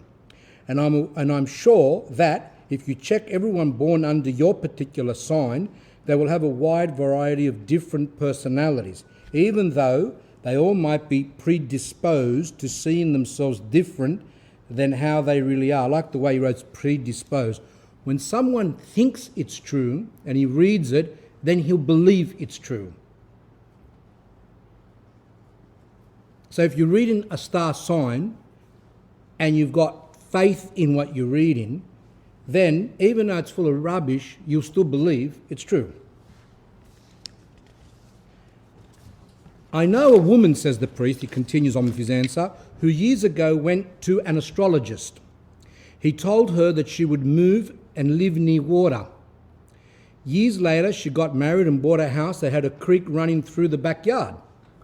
This, she claimed, proved that the astrologist indeed held the truth and foresaw her destiny. I responded by asking, where would one have to live not to be near water except on Mars? She insisted on remaining convinced that the astrologist held the truth and knew her future. She persisted. Of course, if she was on the phone with me, we know the solution. His information was so general, however, that it was bound to come true at some point in time. Everyone, quite frankly, lives near water. By the way, on the phone, I am strict like that with people who are church people. When people just come into the church that don't know much, I treat them differently because they have no idea of the church's teaching, and you've got to be patient. But when people that have been in the church for 15, 20 years are stubborn, then sometimes you've got to use those procedures. Jesus Christ is the way, the truth of our lives. There is no truth in astrology. Stars do not control our destiny any more than rocks do. That was a nice, simple answer as an introduction. Now, this book, Confronting the Devil, Magic and the Occult, is an excellent book written by a Greek priest from Greece. And he really has summarized a lot of things. He's given a lot of good examples. And he's also written the book on marriage, which we're at the back, the spiritual arena. He's also written a book called The Spiritual Father. He writes very simple for people of the world. So that's a very highly recommended book. It's published by Orthodox Book Center. Now in there, he speaks about it too. He says, there are 12 signs. Now remember, some of you might say, I would never read it. But if you were into it when you were not in the church, a lot of times we're brainwashed and we still believe behind somewhere there that we still believe in it. We need to struggle to reject it. It takes an effort. You can't just say, oh, I don't believe anymore because I'm in the church. If we've been brainwashed, if people read these star signs for many years, then it's going to be very hard for them to reject it completely. So there needs to be a spiritual struggle. And the more we know about it, the better it is. There are 12 signs. They're called Libra, Scorpio, Aries, and so on. I might even say the names wrong because I wasn't ever into this. People who concern themselves with these believe that, depending on the month in which you were born, you will belong to a certain zodiac sign. And depending on that sign you will belong to, you'll have the particular character that goes with it. In other words, what you are doesn't depend on you, but on your zodiac sign. Now, this is important because this is completely against what the church teaches. So what he's saying here is how you're born, what time of the year you're born, will determine your character. The influence of each sign begins on the 21st of each month and runs through to the 20th of the following month. Scorpio, for example, begins on October 21 and ends on November 20. So if you were born during that period, even in 1 minute past 12 on the morning of October, the 21st, then you will have the character associated with Scorpio, the main feature of which is treachery.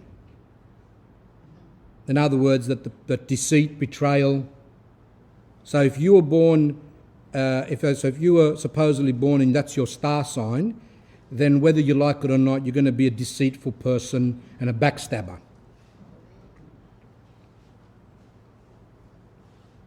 It's not really your fault that you're like this, says the father, the Archman right here. You're the victim. Your sign is to blame, the moment of your birth. If your mother had gone into labour a bit earlier and you would have been born at 1 minute before 12 on October the 20th and you would have been a Libra, then you'd have been different as a person and had a different character. You would have been straightforward and kind, all because of your good zodiac sign. Look, I never followed these things when I was younger. I followed other things, just as stupid, but I never followed this. I'm quite ignorant. I had to learn a little bit about it so I can do it for the talk.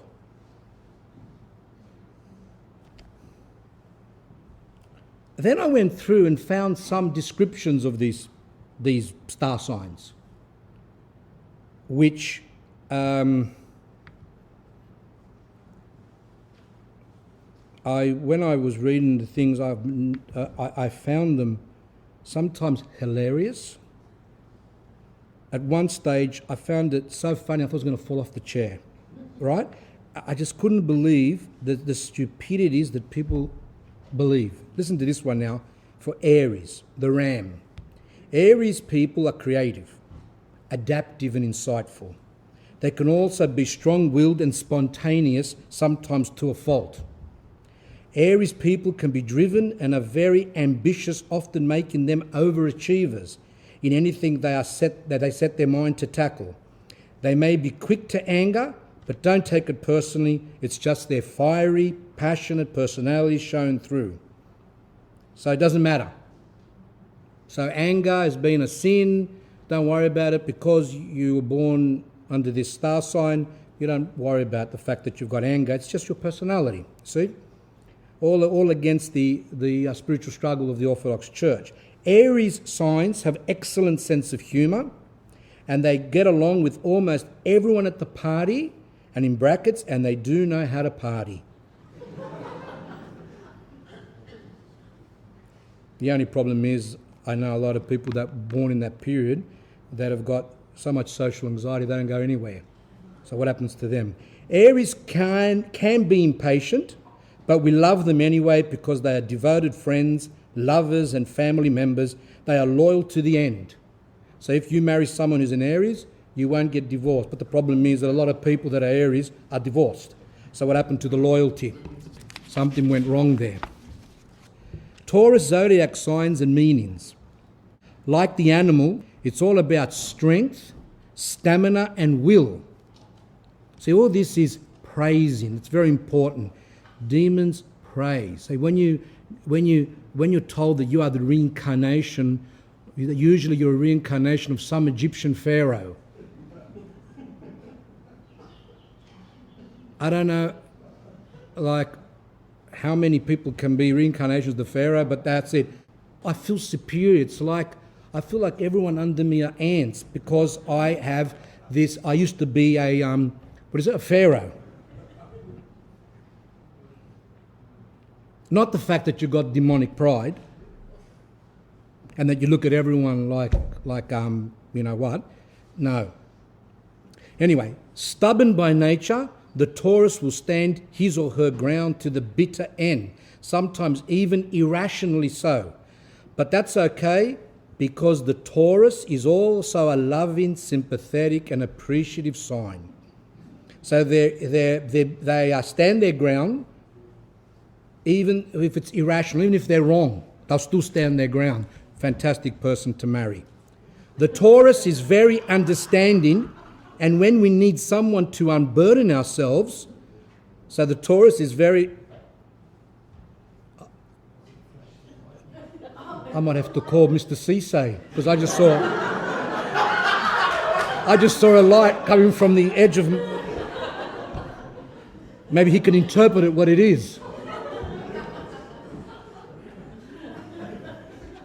But what it was just the camera, you see. So you can get tricked. Last week it was the lightning. This week it's that. So anyway, let's go on.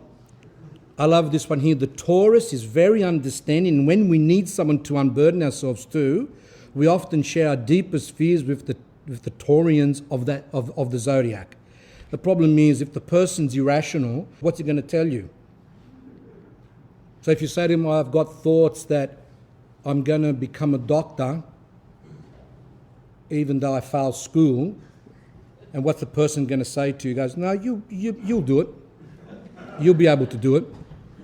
The Cancer, the crab, the moon is their ruler. See, God is our ruler. But for them, for the Cancer person who believes in this stupidities, the moon is their ruler, so they can be a bit of a contradiction and sometimes moody. However, they are conservative, so they'll be apt to hide their moods from others altogether. Pretty much everyone's close today. A lot of people hide their moods. How many people I speak to, it's very, very rare for someone to open up their real self. That's the way society's made people today. Cancerians, did I say it? Make loyal, sympathetic friends. However, Cancerians need alone time. When they retreat, let them do so on their own terms. And the last one, we don't want to read too much because it's already I'm I'm already sick. Libra, the scales, September the 23rd to October the 22nd, they are ruled by the planet Venus. Libra, is that right? Libras, sorry, are very, sorry if I'm saying the words wrong, I'm not familiar with that. Libras are very understanding, caring, and often the champion of underdogs. They have keen intuitions, but often don't give themselves enough credit for their perceptions or pride, all that praising. And people want to be praised today. We live in a time where the children, they've grown up, even the 30-year-old people, 40-year-old, they have been brought up in this period of this praise. That's the psychologist, you see, because the psychologist says enough with the negative, no smacking, no negative, it's all praise, praise, praise. And what they found now is that these people that have been brought up like that are sick. So when they go to work, they have to be praised. They can't be told anything negative. It's a big problem. See, on the current affairs, there was a butcher there who said that apart that a lot of the apprentices are illiterate, because the schools are producing illiterate people, you hear a lot of these people saying that they don't listen, they can't follow instructions, they cannot be told anything. And this comes from this is from the psychologists. Now they're turning around and saying different. No, you must. Before it was, you can't say no, you can't say that's bad, you can't say none of that.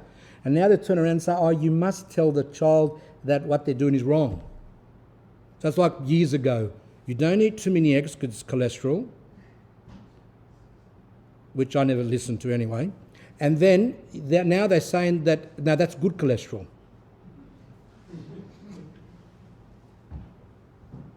So they change. See, things to do with food changes, things to do with medicine changes, and things to do with psychology changes continue. The only thing that doesn't change is the church. The teachings of the church never change. They can be quiet and shy if not persuaded to come out of their shell. Ironically, and in spite of their introverted nature, they make excellent debaters, often proven a point from out of seemingly nowhere. So you can see from this that depending on when you were born, your character is set. And they got these broad descriptions which tickle people's fancy and praise them.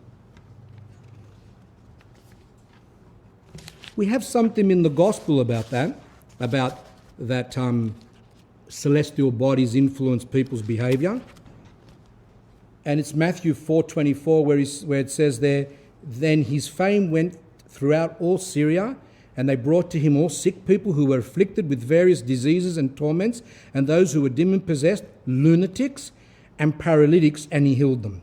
And Matthew chapter 17, lines 14 to 16, and when they had come to the multitude, a man came to him, kneeling down to him and saying, Lord, have mercy on my son, for he is a lunatic and suffers severely. For he often falls into the fire and often into the water. So I brought him to your disciples, but they could not cure him. I'm interested in the lunatic. Comes from the word luna, which means moon. The people of that time believed that when there was a full moon, the person would become crazy. And that's why they called them lunatics. Some of the psychologists have got a different interpretation. They say that they would suffer from epilepsy. But let's see what Blessed Theophylact writes, because we're not really interested in what the psychologists have to say. Blessed Theophylact, who explains the Gospels, there are 4 books, or we've got 4 here, explanations. Lunatic, he says, means those who were possessed by demons. The moon was not the cause, but rather the demon would take note when the moon was full, would wait until the moon was full, in other words, and then would attack his victims. The devil does this so that the moon would appear to be the cause of suffering, so that men would blaspheme the created works of God as harmful. For the devil wanted men to believe that their heavenly bodies cause evil. Saint Theophylact is saying clearly there that this is a trick of the demons to make people believe that the moon can influence people's behaviour. And so for some don't believe, but for some to say, see, God created the moon is causing problems, therefore God created something evil.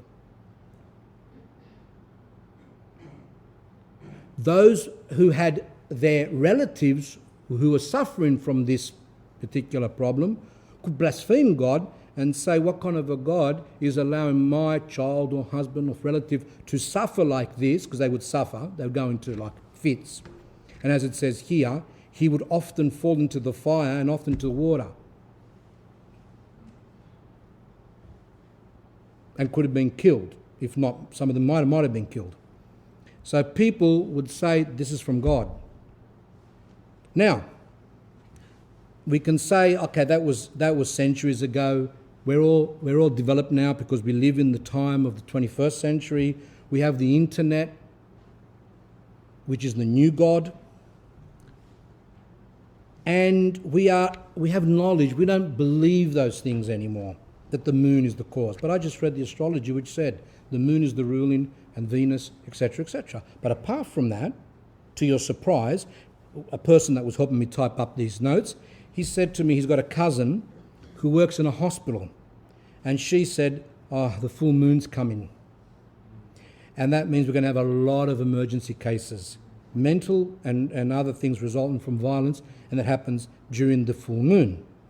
Now, I saw this on the Current Affair program, or the Today Tonight, I forgot which one it is, where they had doctors, top doctors of emergency wards, and they said that without a doubt, when it's a full moon, the casualty, the emergency department is full. So what are these educated people saying? Well, they're saying that they believe that the full moon causes these people to become violent and become like crazy. So not something that was believed thousands of years ago, it's still believed. Horoscopes, from Confronting the Devil again from that book, by Archimandrite Vasilios Bakoyannis there, nice Greek name. Those who deal in astrology believe that your horoscope determines the everyday events in your life and even your future. So they don't just tell you about your character, but they even say your future. In other words, that whatever might happen to you in the course of your life is written in your horoscope. So there's no point in worrying about or striving for a better future. Whatever it is, it's been mapped out. So it doesn't matter. You got no say in the future. Astrologers who delve into your horoscope can tell you your fortune. There was one in Greece who used to advertise, quote, he used to have it up on his billboards, through your horoscope I can foretell the course of your life, end quote. Through your horoscope I can foretell the course of your life. People are obsessed about that. People want to know about their future. Orthodox Christians, the closer we are to God, the less we are interested in the future. Because Christ says, worry about today, it's got enough problems, not to worry about the future. It's a demonic thing that when someone wants to know the future, does that mean the church doesn't have prophecies? The church have prophecies, yes, and they are written in the Bible, yes, and they're interpreted by the Holy Fathers, yes, and there are some saints who did say some things, like Saint Andrew said that Russia will be converted, that the centre of Christianity will be Kiev, etc., and that happened. Obviously, we know that Russia, that the people were baptised in the 10th century, and other prophecies like that. Yes, there are some things like that. But this thing to go to a medium to find out whether your children are going to get married, or will you pass an exam, or will you win a court case, and other stories. Anyway, Father Archimandrite Bakoyannis here, Vasilios, he ends his paragraph where he tells us what he thinks about it. hogwash. In other words, rubbish.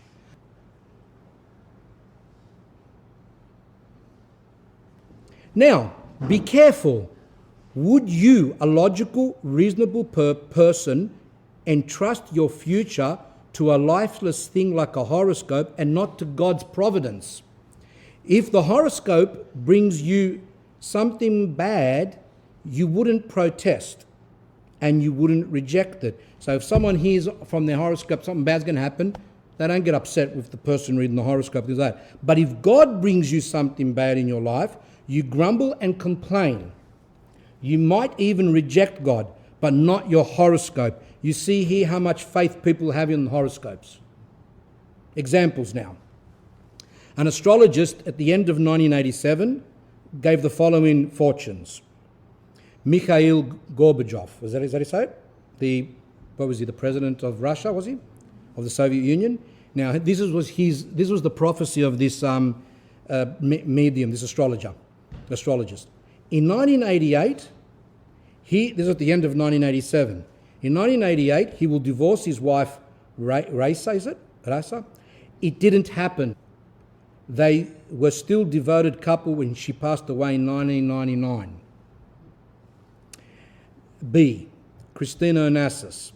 This is what he said about her. In 1988, he said this in 1987, and in 1988, she will remarry. In 1988, Christina Onassis died.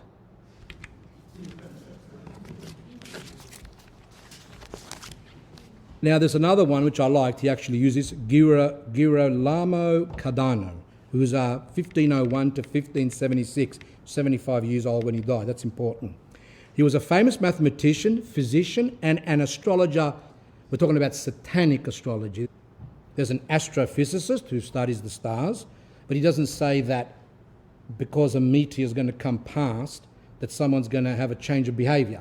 They're just studying the stars. But then there's the other astrologers, which it's a pagan practice, which is satanic.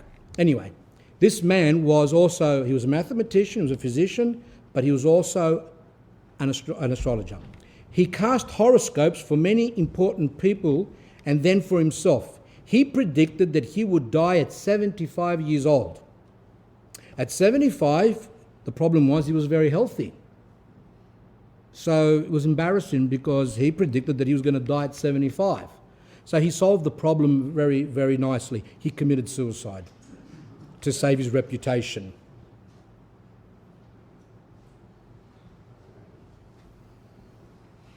When we allow the stars of heaven to guide our actions and not God, who created the stars, then we are sinning.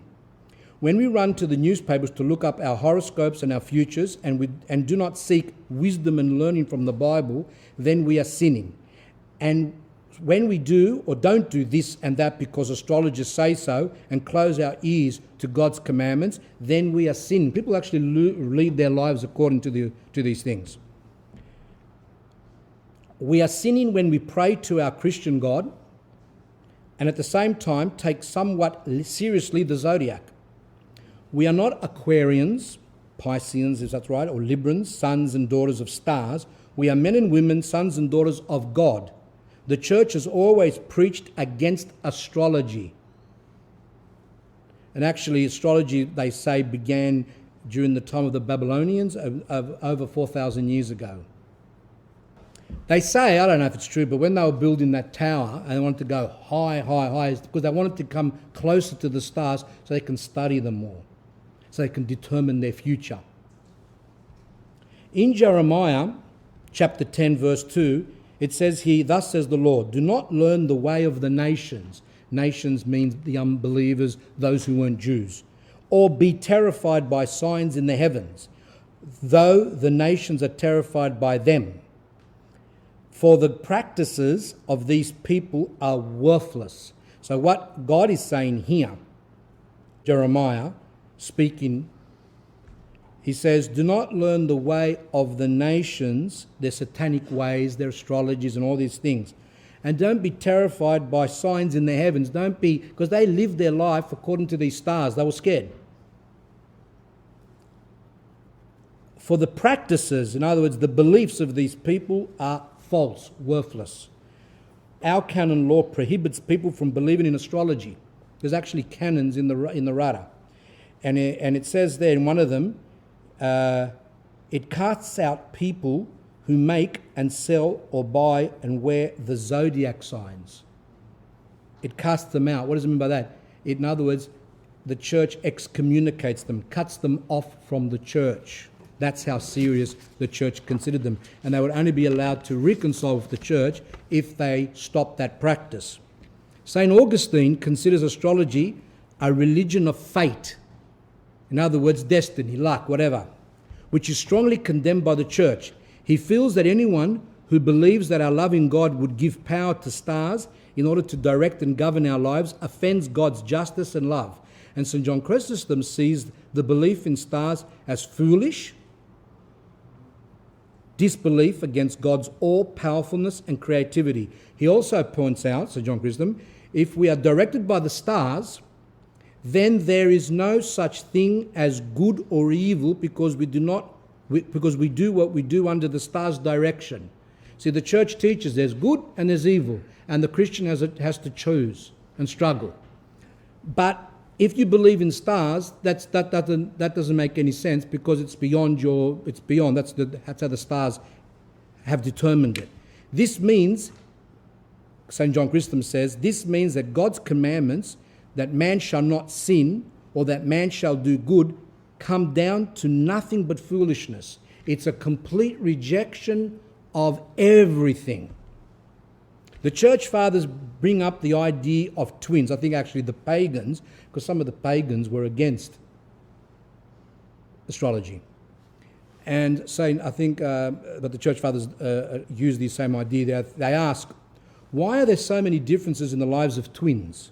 In their actions, fortunes, deeds, callings, honours and all such things concerning human life, even though they were conceived in the same moment. And St. Gregory the Great understands astrology as superstitious and foolishness. Astrologers told him, said to the Saint Gregory the Great, that a person born under the Aquarius sign was a fisherman, yet in the desert, St. Gregory says there are people who live in the desert that aren't fishermen, because no fish. In Persia, where a child is born to a king and becomes a prince, they say the star caused it so. But then he asks the saint, who can estimate how many slaves were born at the same time and the moment as the king's son? And yet the sons of kings born in the same hour as the slaves go on and become kings, while slaves born together with them die in slavery. And St. Gregory of Nyssa ends by saying, so St. Gregory of Nyssa rightly says, if we are but instruments of heavenly rotation, then we do not have free will. And if a man loses his freedom, he loses everything. If a man is not free, man is not a man. The basis of the church, of God, is that man is born, is given a free will. Just like the angels, including the devil that later on chose to go against God. He was given free will. Adam and Eve were given free will. This is very important. We will give word when we do evil or if we do good. It's got nothing to do that it's predetermined and that's beyond us. That's why the devil uses that. He wants us to get away from the truth regarding that God has given all human beings free will. Once he gets that out of our system, then he can make us do whatever he wants.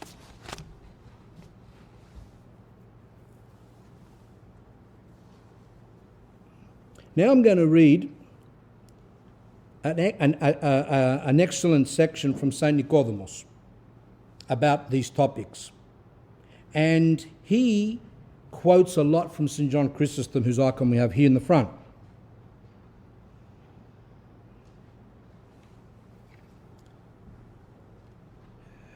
Firstly, St. Nicodemus begins by saying, it is only God who knows all things that are hidden and has foreknowledge of the future. Only God knows everything. Angels and men sometimes know hidden things, though not of themselves, but from revelation and illumination of divine light.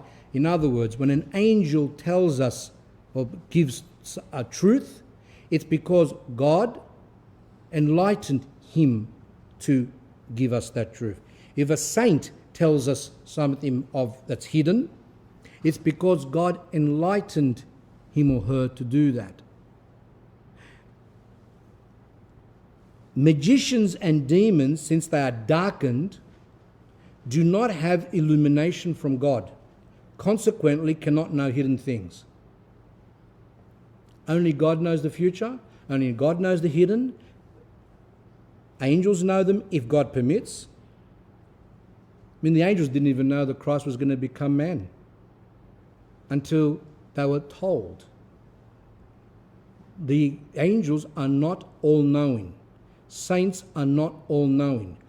Only God is all-knowing.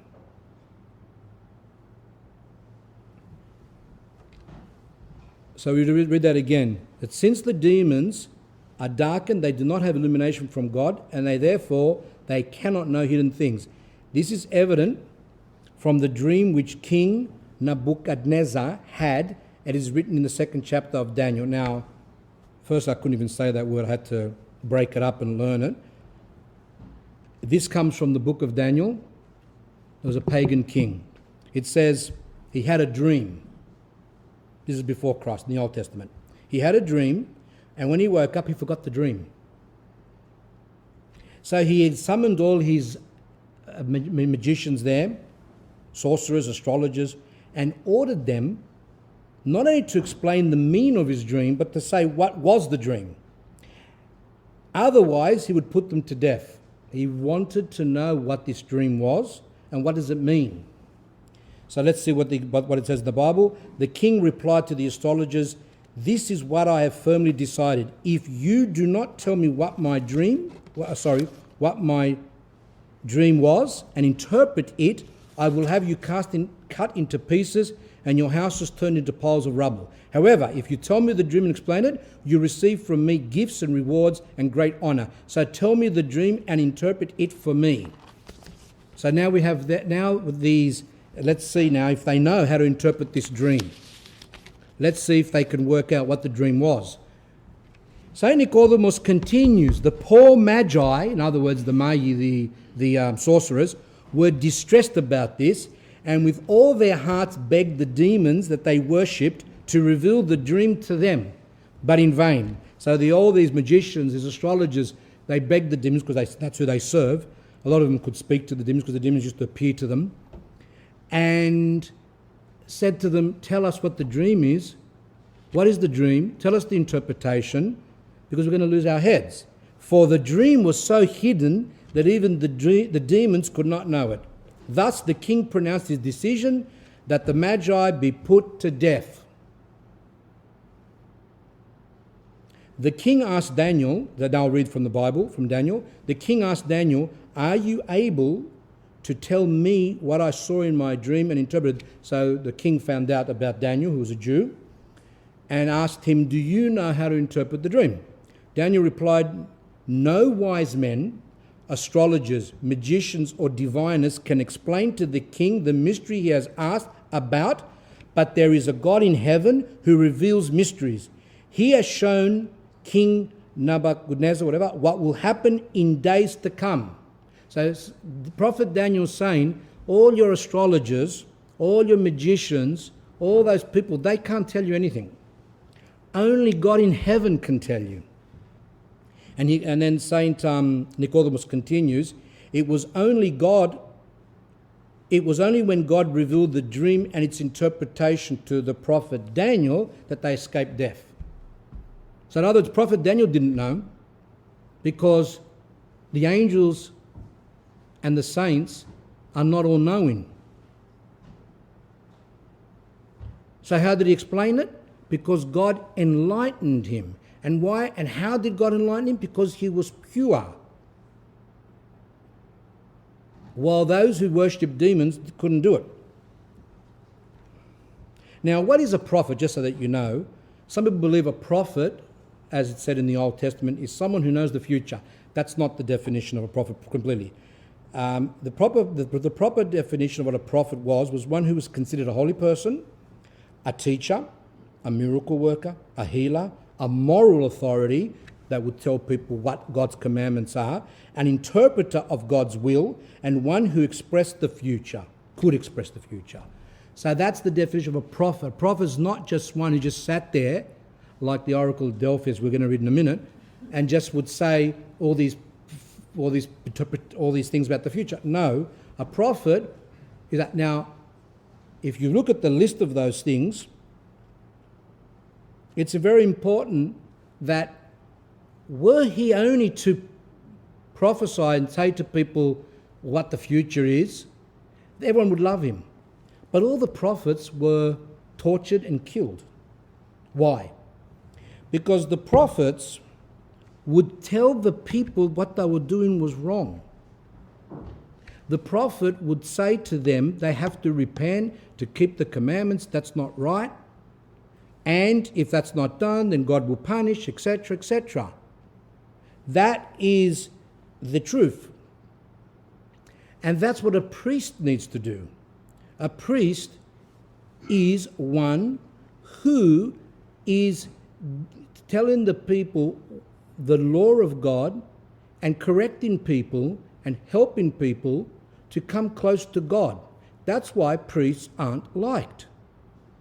Saint Ignatius, the Russian saint branching off, he actually says that a priest who preaches repentance and teaches the word of God and asks and tells people to change their lives is not liked.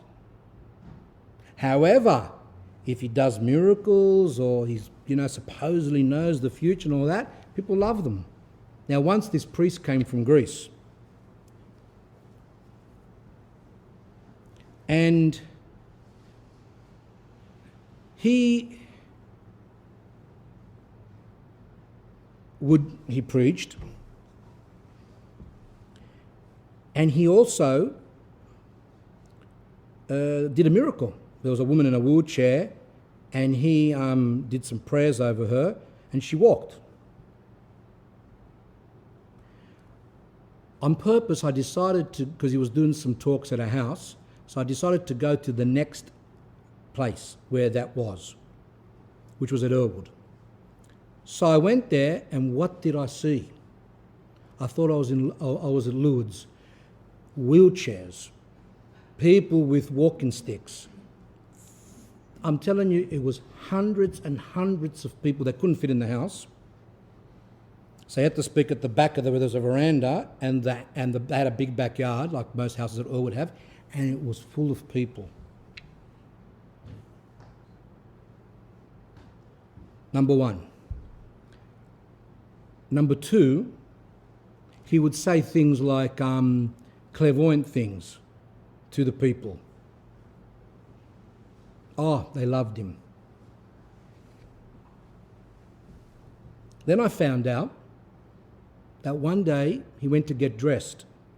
This is true. And sickening. He couldn't find his pants. And later on it was found out that someone stole the pants and they cut them up into pieces to make phylakta, which means in Greek like amulets to give to the people. So I got no worries of my pants being stolen.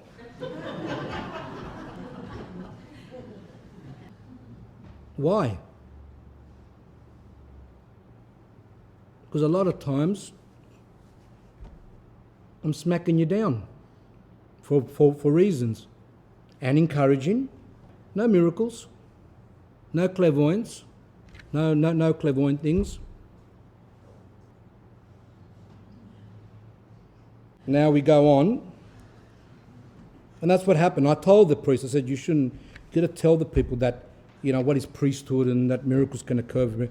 I don't even know, that woman, I think what happened was she was mixed up in magic. I will come into that later on anyway.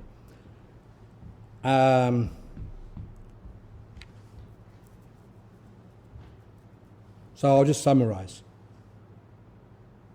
a priest or bishop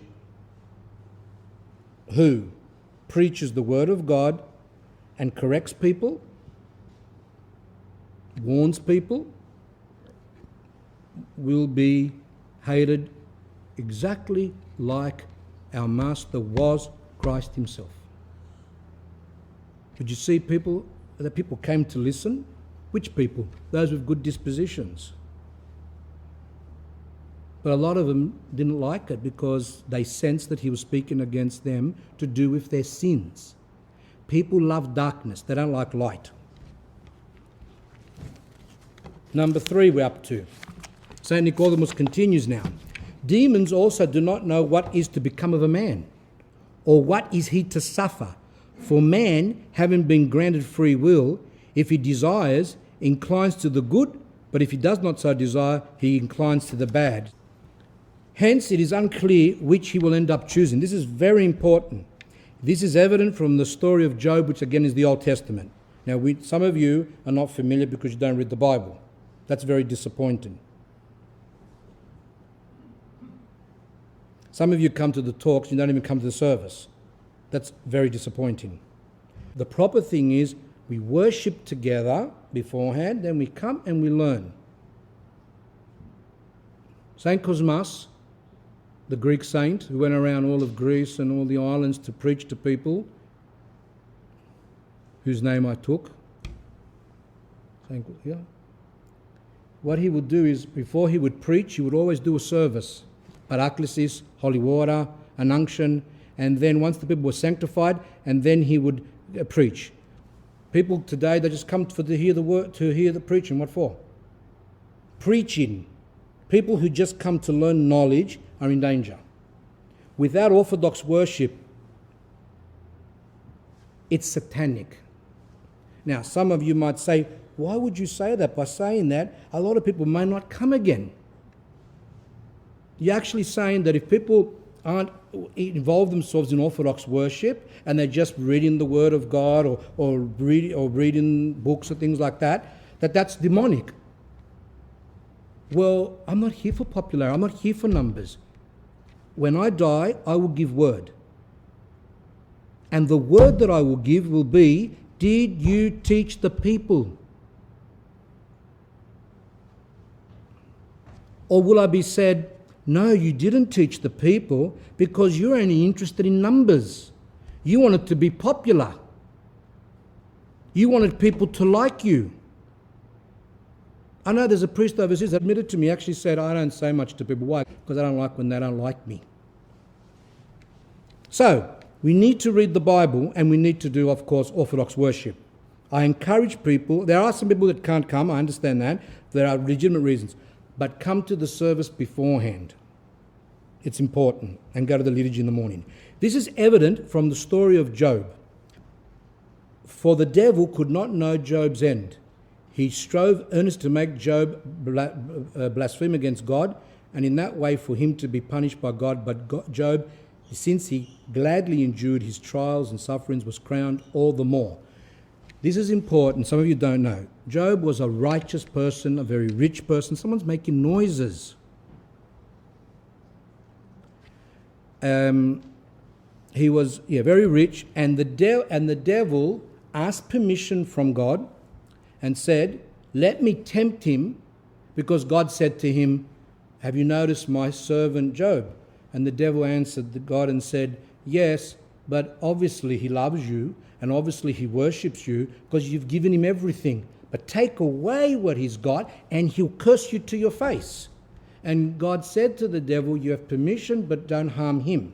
So the devil destroyed the family. I think all his children died. He lost his animals, etc., etc. And then I can't remember properly, but basically Job said God gives, God takes away. He didn't blaspheme. He didn't say to God, I curse you because you took away all these good things. And then the devil said to God, well, if that's the case, that's because he's healthy. Let him get sick and afflicted, and he'll curse you to your face.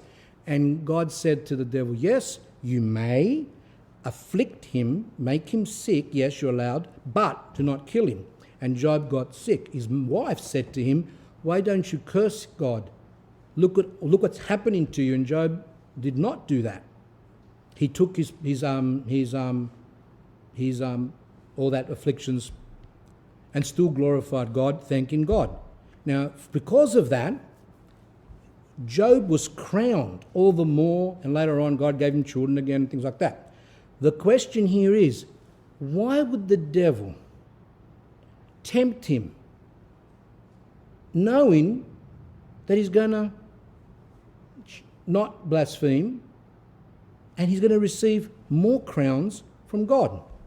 And the answer is, well, let's see what St. John Chrysostom says. Exact words. The devil did not know what the outcome of Job's struggles would be. For had he known, he would not have attacked him so as not to bring down worse shame upon himself. The devil was ridiculed, was embarrassed because all what he did, and Job still did not curse God. And it says it clearly here. The devil does not know how a person is to incline. How he's going to be inclined. Will he choose good? Will he choose evil? Because every human being has free will. Unlike what the stars say. Every human being has free will. So, for example, a person has not really come close to God, and a person that, say, is on drugs, he could be leading a very bad life, in the nightclubs, whatever. And one day he thinks, I'm going to read the Bible. Now people would say, well, why would the devil care about him? He's going to read the Bible, but he's out of it. But that person can get tempted and attacked to stop reading the Bible. Why would the devil go to that much trouble if he's a druggo? Because the devil doesn't know that if that person reads the Bible, whether he's going to reject it or whether he's going to follow it and repent and change his life. The devil does not know how a person will incline. And because of that, he's scared of everyone, just anything. Just pick up a spiritual book. Say you give someone a spiritual book, Elder Paisios, and say, would you like this book? And the person opens up, and then the demons become unsettled. Then they cause trouble to the person in the mind, with people, with family. All these iskushenias, as the Russians say, all these temptations, pirazmi happen. Pirazmus, I think the word is. Not to read the book, not to go to church. Why? Because he's scared. However, he's also a blind tool. He's got so much hate, he's got so much mania that he attacks the person, even attacked Christ. Right up to the time that he was on the cross. And yet, he's such an idiot, he didn't know which way Christ was to incline. And that's why he still tempted him right to the end. The same with the saints. They're tempted. A person could be leading a holy life, and right to the end of the person's life, he's still going for it, still attacking the person. Why? Because he's hoping that he can make that person blaspheme God, deny God, fall into deception, etc.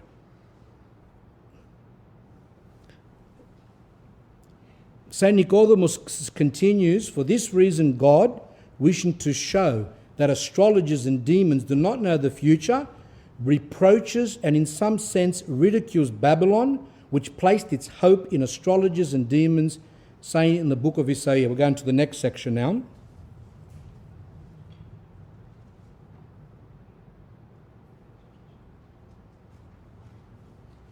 When people come to me or ring up or ask questions and they say, I feel these temptations, and I go, that's okay. And they go, how can you say that? How can you say it's okay? I just feel there's all these problems that I've got? Well, firstly, a lot of times you don't know. Is the problem just mental or is it demonic? So it's hard to work it out.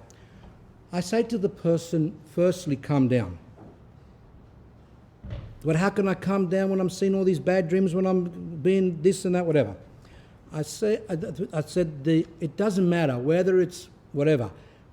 You start leading your spiritual life. You incline towards the good. Let the demons do their job and let God and his saints and angels do theirs. St. Anthony the Great says, if it wasn't for the demons, no one would be saved. Part of God's plan for us to be saved is that simultaneously that we struggle, we ask God's help, we receive all the help from God, the angels, the saints, etc. And at the same time, the demon does his job, the demons. That's important. When people come to me and say that they want a life free of all demonic temptations, they don't know what they're talking about. The more he attacks us, the more we become closer with God, because the more we run to him, like a child. See, a child is with their mother or father there, and as soon as the child moves away, it becomes scared and runs back to the parent for safety. That's the same with us. When we move away from God, we attack, we go through problems, and then this makes us turn back to God. I hope I've explained that. So we'll just make sure you understand that. The devil does not know which way a person's going to incline. He finds everyone a threat. Now we go on to this thing here where it says there that St. Nicodemus says, for this reason God, wishing to show that astrologers and demons do not know the future, reproaches and in some sense ridicules Babylon, which placed its hope in astrologers and demons, in the book of Isaiah. Now, here, St. Nicodemus is saying that God mocks the magicians and the astrologers.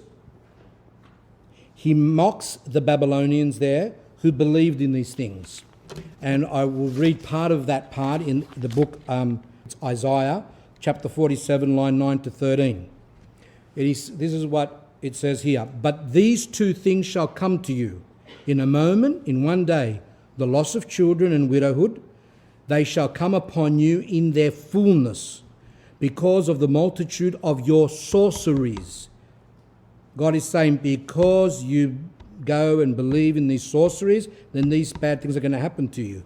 For the great abundance of your enchantments, the spells and things, therefore evil shall come upon you.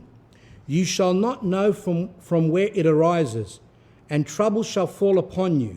You will not be able to put it off. And a catastrophe you cannot foresee will suddenly come upon you. See, he makes fun. A catastrophe that you won't foresee, even though you think that you can foresee, will come upon you. Keep on then with your magic spells. God's saying, keep on doing them. You think they're going to work, let's see. And with your many sorceries, in which you have laboured from your youth. Perhaps you will succeed, perhaps you will prevail. Making fun, in other words. Is it going to work? Are you going to know when these troubles are going to come upon you with your sorceries and things? All the counsels you have received has only worn you out. You go to your astrologers, you go to all these people, and you say to them and ask them for help. When will these catastrophes occur, whatever? But you've worn out, you're tired because they don't tell you anything. Let your astrologers come forward. These stargazers, those who observe the stars, who make predictions month by month, let them save you from what is coming upon you. Very stern words. And yes, God, not that he is one that has passion when he mocks, but he mocks in a way which without passion, because God doesn't have sarcasm and things like that. He has no passion. What he does is teaching people to help them. And even the saints who are full of the Holy Spirit would use that type of sarcasm or some type of mockery at times, like when they accused St. Athanasius of all these ridiculous things, St. Athanasius the Great, and they were saying that he used the hand, if I remember right, the hand of someone for magic. They used to accuse him that he was into sorcery, and then he brought to the synod the man with the hand. He goes, what, he was making fun of them, the hands here and things like that. Now, Saint Nicodemus, he speaks about the oracle at Delphi. So therefore, we have to stop his writings for a minute, and we're going to look at what is the oracle at Delphi, because Saint Nicodemus, Saint John Chrysostom often quote the oracle at Delphi. And to be truthful, I didn't even know myself. I knew it was some type of pagan thing that people used to go there to get advice, but I didn't understand it properly. So I've done a bit of research, and we need to know to understand the next section, right? He makes a detailed reference to the oracle at Delphi in order to explain the topic of magic in more detail. So we have to really understand this. Delphi is a place in Greece which in ancient times had a temple dedicated to Apollo. The Pythia, I think that's how you say it, was the priestess at the temple who acted as a medium and mumbled incomprehensible words which were then interpreted by the pagan priests. So she would be there, she'd go on like a crazy person, and then they would interpret. The ancient people of the Mediterranean had such faith in the Pythia's view of the future that no major decision was made without consulting the oracle of Delphi first. There are people today who will not make major decisions just to go and speak to the Mago or the Mayisa, to these magicians. The coffee granules will determine what you're going to do. If you drink instant, there are no coffee granules left. So we go on and we say Greek and foreign dignitaries, heads of states, and common folk made the pilgrimage to the Delphi sanctuary and paid great sums for the Pythia's oracles, for what she's got to say. Since the sanctuary only served the public a few days over 9 months out of the year, great sums were paid by the more affluent ones, people that had more money, in order to bypass the long line of pilgrims. I never knew a lot of this. I didn't know they were that crazy, but anyway.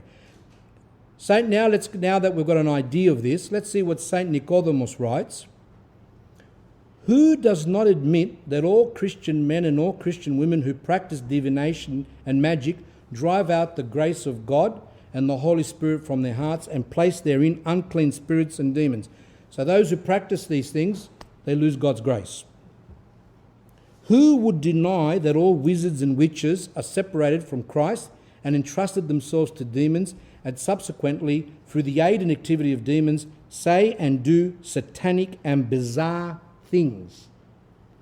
When a person is involved, don't look at the old Bewitched and all these shows that are on TV, and that show Medium with some woman there who was she was a nice woman that used to help people solve crimes, that she used to speak to the dead.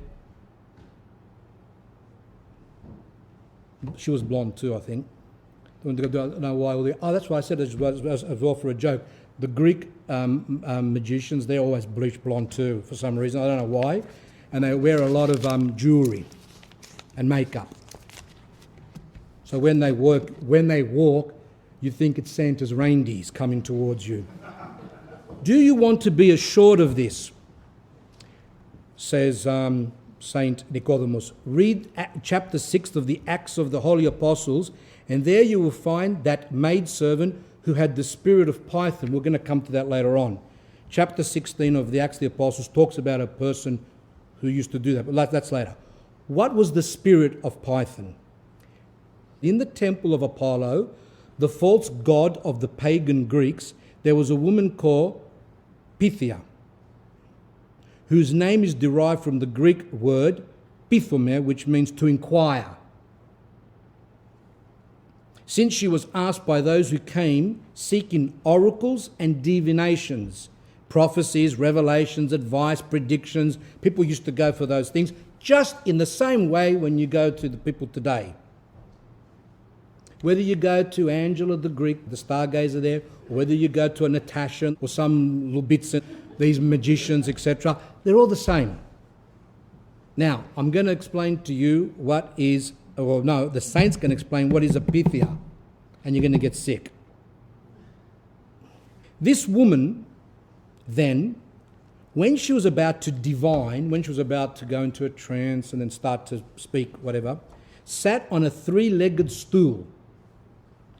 Next, she would open her legs and an unclean spirit would enter her from beneath and fill her with demonic ecstasy of possession. In this state, she would let her hair out and she would foam at the mouth and becoming hysterical or crazy would prophesy. So this is what people used to go to back in those days. And you go, oh no, but the magicians today, they're not like that. They don't do those things. They don't go into trances and become hysterical. People don't do that. People are sophisticated today.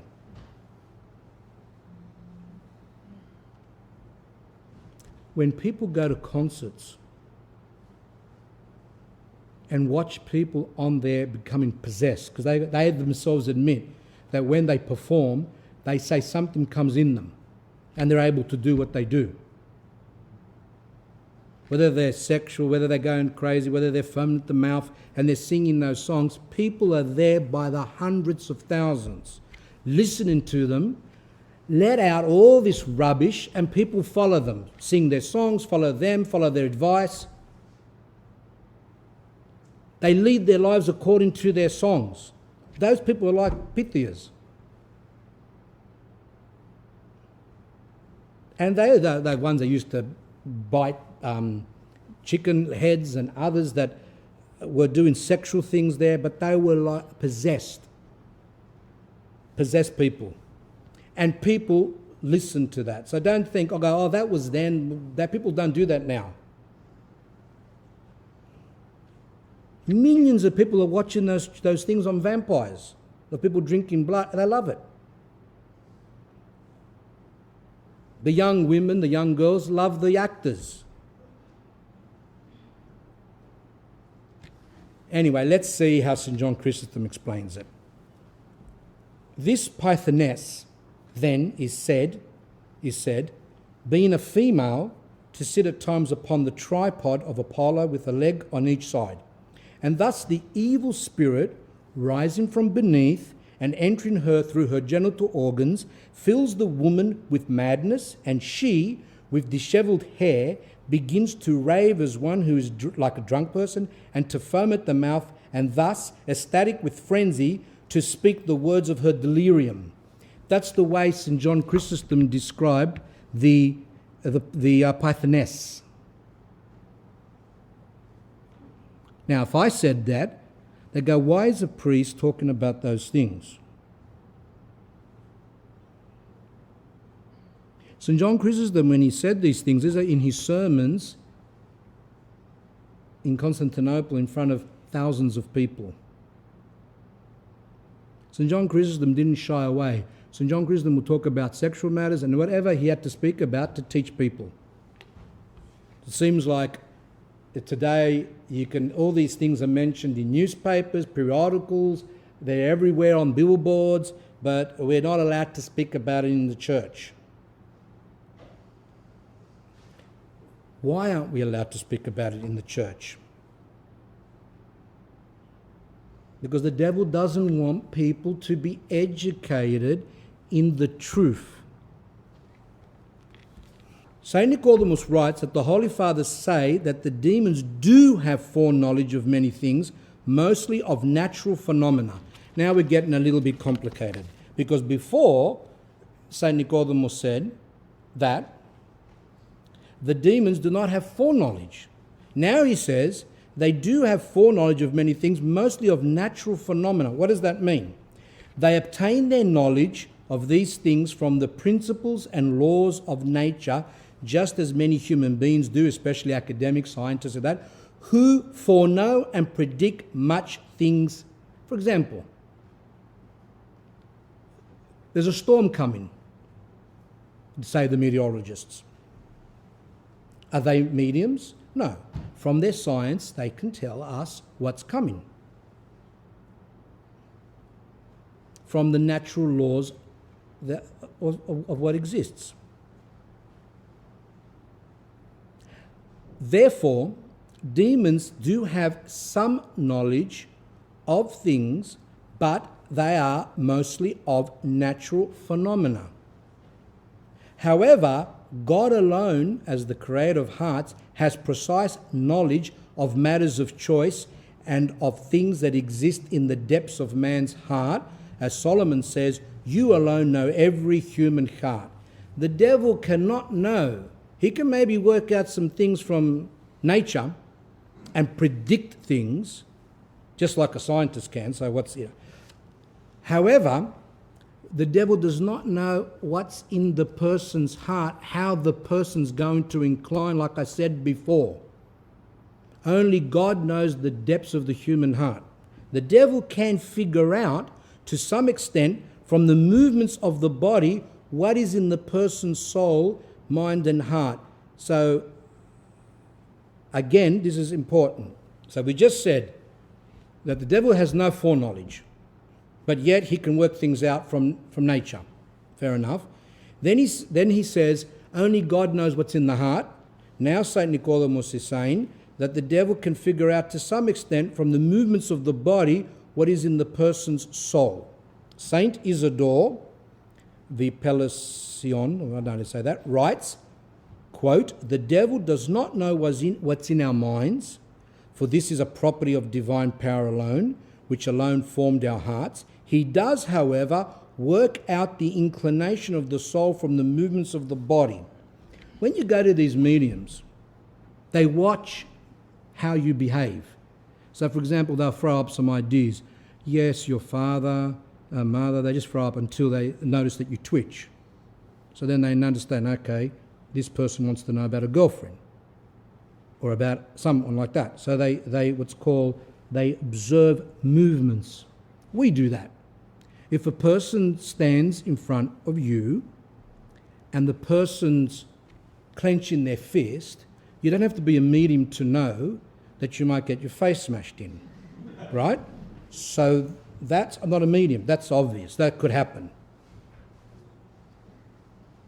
If a person's speaking to you, if I'm speaking to this gentleman here, and as I'm speaking this way, but looking at him, that means that I'm not favourable towards him. So I'm speaking like that sideways. We know that. There's a whole art which is called observing the twitching of eyes, how much the eyes move up and down, mouth. If your mouth goes like that, it means this. They got all these things. It's actually a science. Body language. I couldn't even think of the word. Body language. So people who practice this, are they mediums? No. It's a science. However, the demons can also have their own body language. And from that body language and from their experience, they sometimes can guess what is in the person, what the person's thinking or inclined to. Not the depths of the heart, but some type of little superficial things. However, even in the case of natural phenomena and matters of choice, of which demons seem to have foreknowledge, whatever they do foreknow is uncertain, hard to make out, unclear and indirect. So, even if they do try and guess something about nature, sometimes they might a little bit there, but a lot of times it's not even clear what they're trying to say. And the same when they're trying to work out a person's soul. They might make up some things there, a little bit true, mixed with falsehood, not clear, and things like that. For this reason, the idol of Apollo was called Loxias, even by pagan Greeks. We already heard about that, the oracle of Delphi there, at Delphi.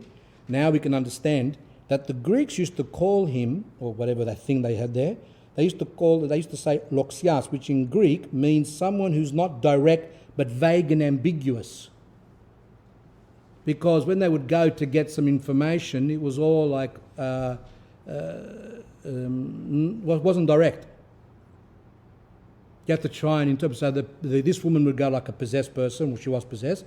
Then the priest would interpret what the possessed person's saying. Then you've got to interpret what the priest is saying. And at the end, it's a madhouse. So that's why the Greeks used to say loxias, which I think is also a Greek word for like madness or something. So, for all the revelations and prophecies that it told were ambiguous like a crab, because crabs were well known for walking sidewards and hence diagonal. Crabs don't walk forward, they walk sideways, so you never know which way they're walking. And that's the same as when these oracles spoke. What they said was never direct. The revelations and prophecies that the oracle of at Delphi, whatever they said, could be understood in that way or that way, and with one meaning or another. Now, there's a very good example in history of one of these things. Among the most famous examples of such ambiguity, which means vagueness, not clear, is the following. The oracle at Delphi, when asked by King Croesus of Lydia, this is historical, about the outcome of a war that he was planning against Kyros, king of the Persians, responded. So this king went to the oracle Delphi to ask there what's going to be the outcome of the war that he was going to do with the king of Persia. So this is what the oracle at Delphi said through the possessed woman that was interpreted by the priest. When Croesus crosses the river Hellas, some of these names could be wrong, I don't know much about these things. When Croesus crosses the river Hellas, he will destroy a mighty empire. End quote. That was the prophecy. So this person was very happy with that he's going to get victory. The oracle, of course, failed to indicate precisely which empire would be destroyed. In fact, it turned out that King Croesus suffered a crushing defeat at the hands of Kyros, the king of Persia, and thereby the empire that the prophecy that the oracle said was to be destroyed was his own. He destroyed his own empire. Now, some of you say, "Oh, we're smarter than King Croesus, whatever his name is." But yet, you got no idea how many people go to these places and ask these questions, and most of the stuff I said is rubbish, but they have such faith. And the money that they give, as soon as they come to the church, what's this, $1 for a candle? It's like they start to shake. $1 for a candle? Then you ask them, when you went to the magicians, how much did you pay there? 1,000, 2,000, 3,000, no problem. I said, you should have just given her your credit card and give her just full access. Some people sell their houses. Faith.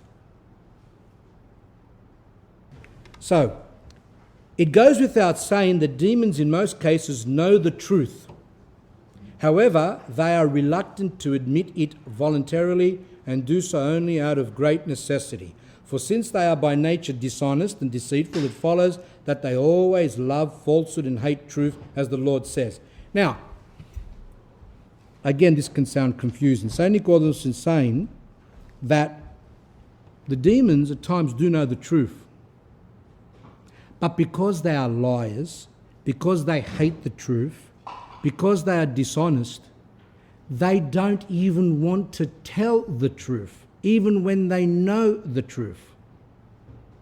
That's how much they despise the word truth. And we read this where Christ says he was a murderer from the beginning and does not stand in the truth because there is no truth in him. When he speaks a lie, he speaks from his own resources, for he is a liar and the father of it. We have to remember the demons are liars.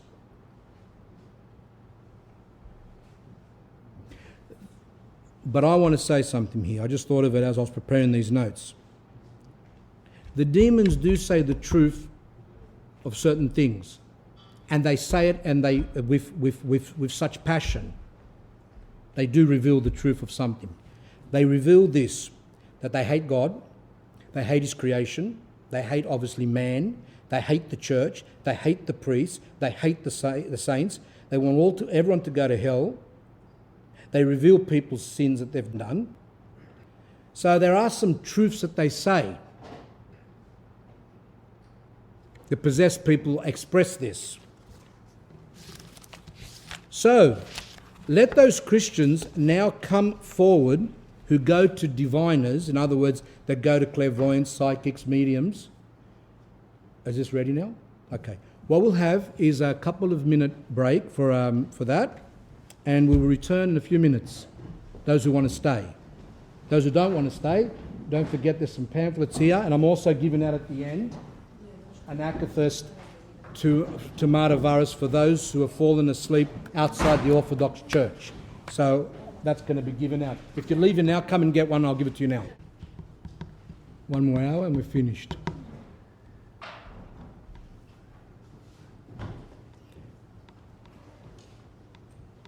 But some people have said that it's like a few minutes.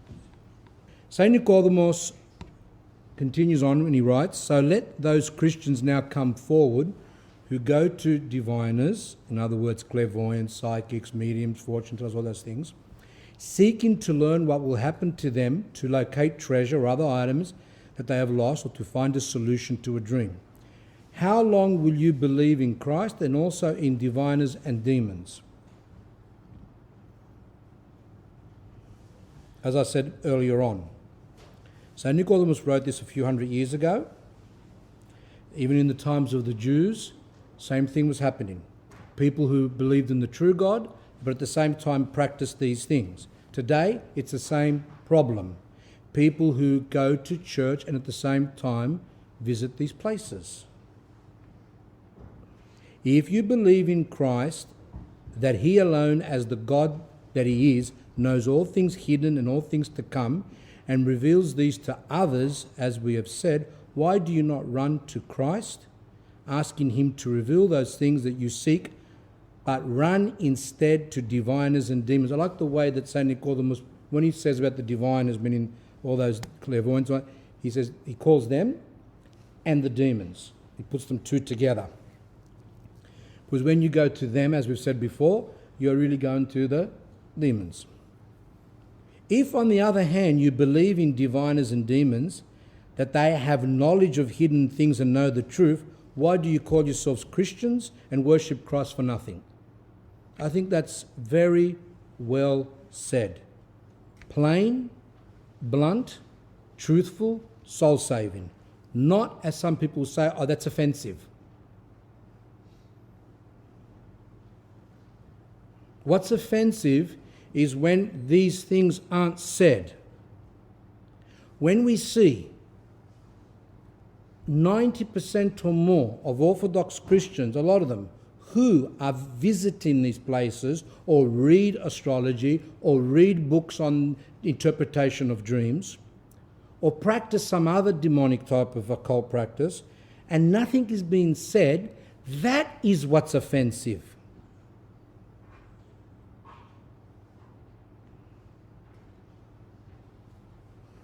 Do you know, as the Lord and St. Paul both say, that you can never serve two masters at the same time? Christ and Belial. Is that I don't know how to say that word. Does anyone know? Belial or Belial? Belial, thank you. Christ and Belial. Truth and falsehood. God and the devil. You can't serve both. Oh, but I just read a little bit of the astrology. You can't serve both.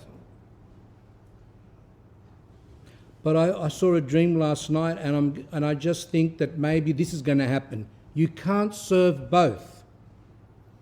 But if you say that you do not believe in diviners and demons, you lie, for if you do not believe in them, why do you go to them and ask questions? The mere fact that you approach them and ask them questions shows that you believe in them and are their servants.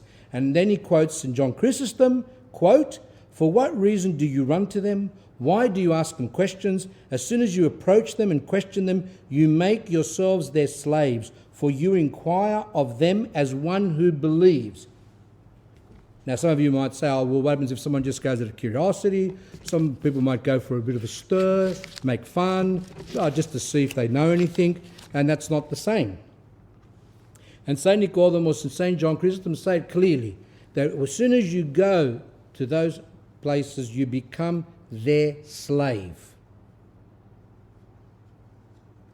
If in turn, St. Nicodemus continues, you say that you are only trying to see whether demons speak the truth, even this experiment shows that you are not sure that the demons lie, but are still in doubt about the matter. Where else would you go? In other words, saying, I want to see if he's going to say the truth.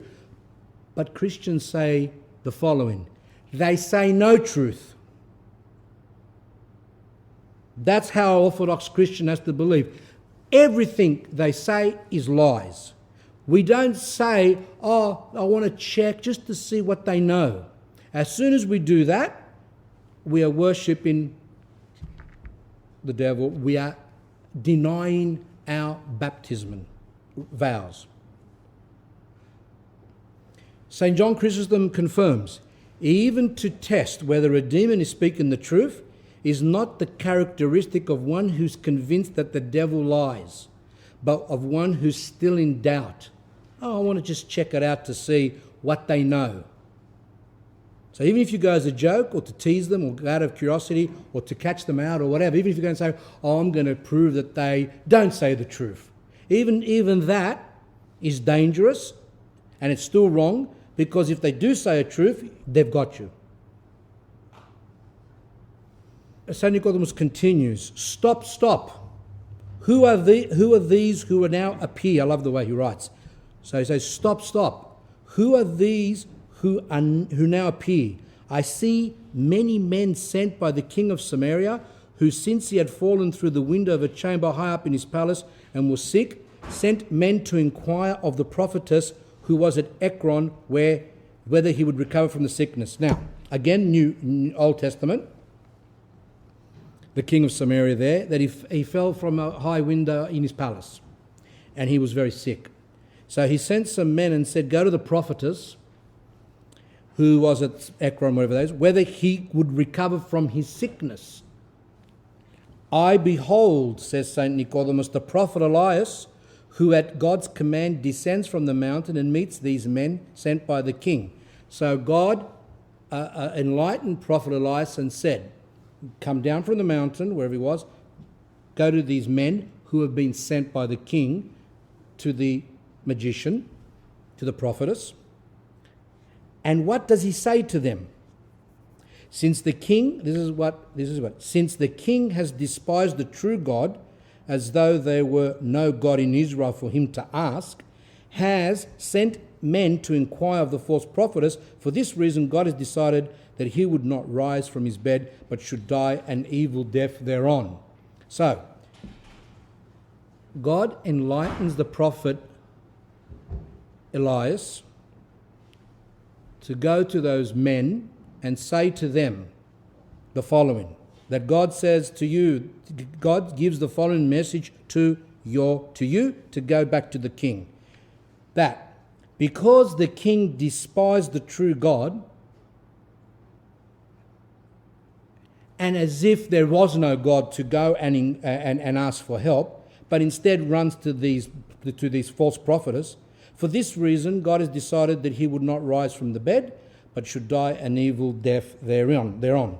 So let's have a look at the exact quote, which comes from the book of Kings, 4 Kings, chapter 1 through to 4 and line 17. I just did a little bit of it, which says here, but the angel of the Lord said to Elijah the Tishbite, arise, go and meet the messengers of Ahaziah, the king of Samaria, and say to them, it is because there is no God in Israel that you are going to inquire of Baal Zebub. There's all these words. God of Ekron.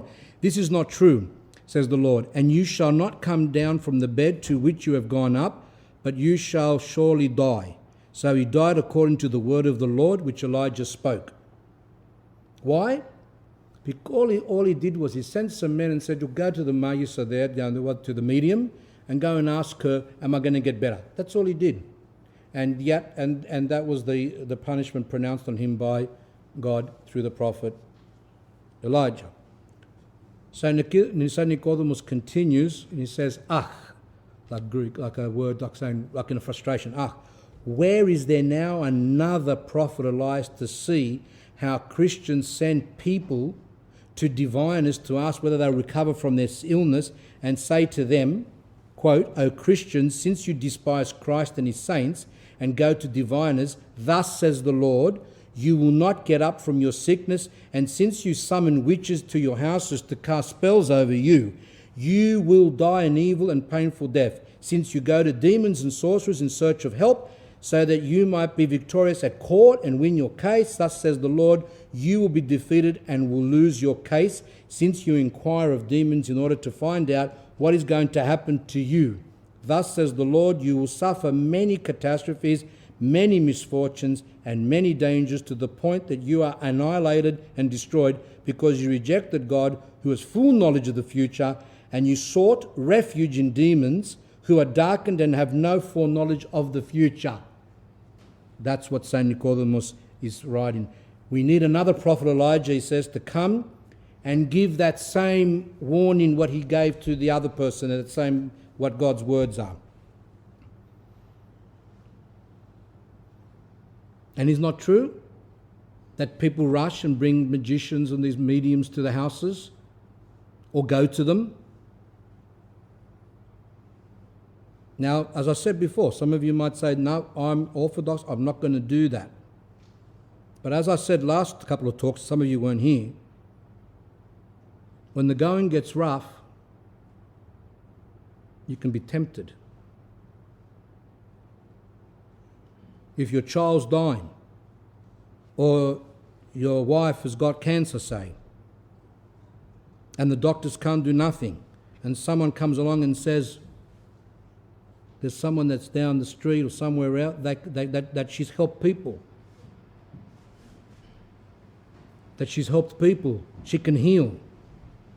People forget about the next life. If the woman dies, she goes to heaven. What's the difference? She's better. She gets better. What, to live a few more years and then go to hell? And that's why the saints speak so harshly about this matter. And as I've said, and I'll say it again and again and again, this problem is it's a very big problem today amongst Orthodox Christians. And I ask the question, why are the churches silent on this matter, apart from some? Why?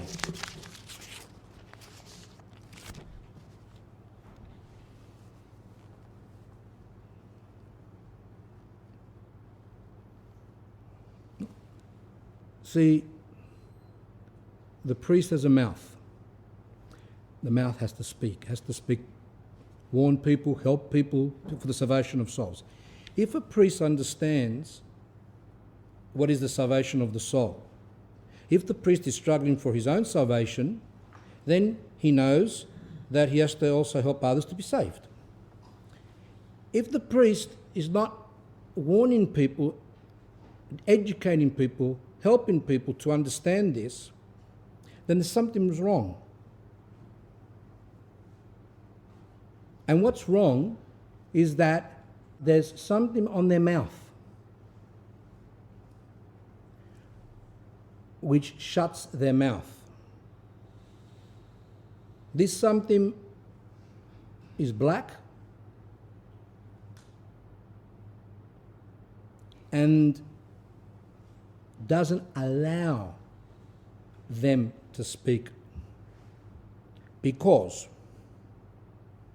when a priest does do his duty, as we heard in the life of Saint Demetrius Gagastatis, for example, that was one of the books about Greek saints, and all the saints, as soon as a priest does his duty and speaks, as we see from the example of Christ, all hell opens up and begins all these problems. We did 5 talks on Saint Nectarius, nearly 20 hours worth. And in there we saw what he went through. Why? Because he spoke the word of God. And what happened? Became one of the greatest saints of the Greek church and of the universal church. There are more churches dedicated to that saint than any other church all over the world. This person who was ridiculed, slandered, hated, he wasn't even allowed to be a bishop, and he just took a job as a preacher. So today,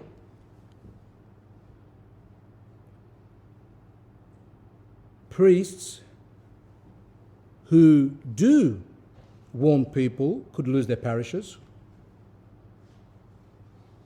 Their families can get attacked. They get attacked.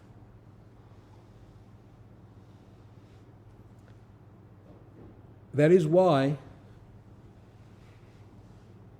a priest needs to be close to the services of the church, serving often, and leading a spiritual life to the best of his ability. It's like when you get married. People don't understand this. Same thing. When a person gets married and they go to the Orthodox Church to be blessed, that agitates the evil spirits because this union is blessed by God. And he doesn't like that. He wants that to be split apart. So he attacks that couple. If that couple are not leading a spiritual life, fasting, praying, confessing often, Holy Communion, spiritual struggle, then they're finished. They need to be spiritual. If I see, for example, someone come to me and says, I want to get married, and they're not leading a spiritual life, I say to them, don't do it. Because you will destroy yourself, you'll destroy your spouse, and you'll destroy your children. People today need to be spiritually strong to enter into the marriage. People need to be spiritual strong if they want to be a priest in parishes to help people. Saint Nicodemus says, do you know why demons sometimes foretell certain things and they come to pass? Now we're going on to hear that, as we said before, sometimes they say things and they're correct. Let's have a look here. Because you, number one, he gives two reasons. Because you do not believe wholeheartedly in the Lord, but believe in demons, on account of your unbelief, God permits those things to occur which they foretell to you. Now, this is quite strong, this. He's saying because you have belief in them, God allows these mediums, etc., to get things right as a punishment that God says here, because of your unbelief, God permits those things to occur which they foretell to you. Why? St. John Chrysostom adds on to this. Why then, you ask, do all these things which the magicians say take place? So John Chrysostom saying to the people, you ask why these things take place. Do you know why demons sometimes foretell certain things and they come to pass? St. John Chrysostom says as he's preaching.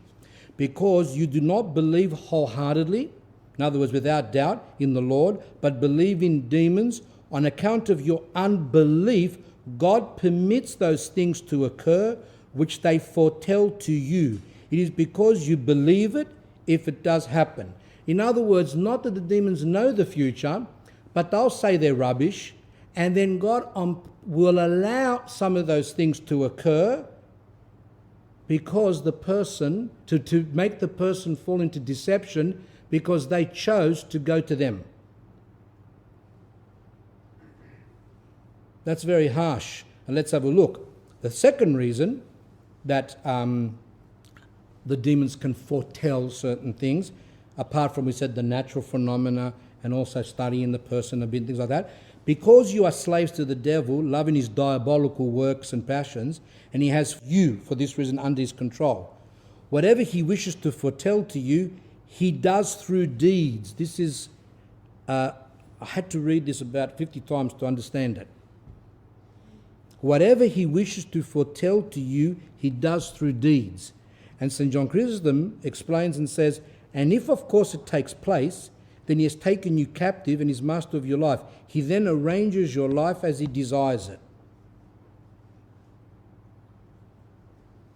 Now, St. John Chrysostom, so let me just read a bit more and I'll explain what that means. It's two very important things. He then arranges your life as he desires it.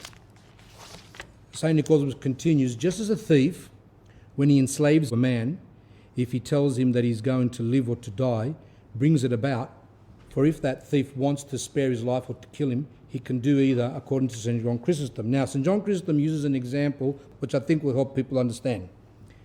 He goes on to say, tell me, if a robber captain has under his power and authority the son of a king who really wanted to be with the robber, so the king's son left his father, left the palace, and of his own will went into the forest wherever this robber person was, and says to him, I submit myself to you. I want to be with you. I want to be part of your gang or whatever.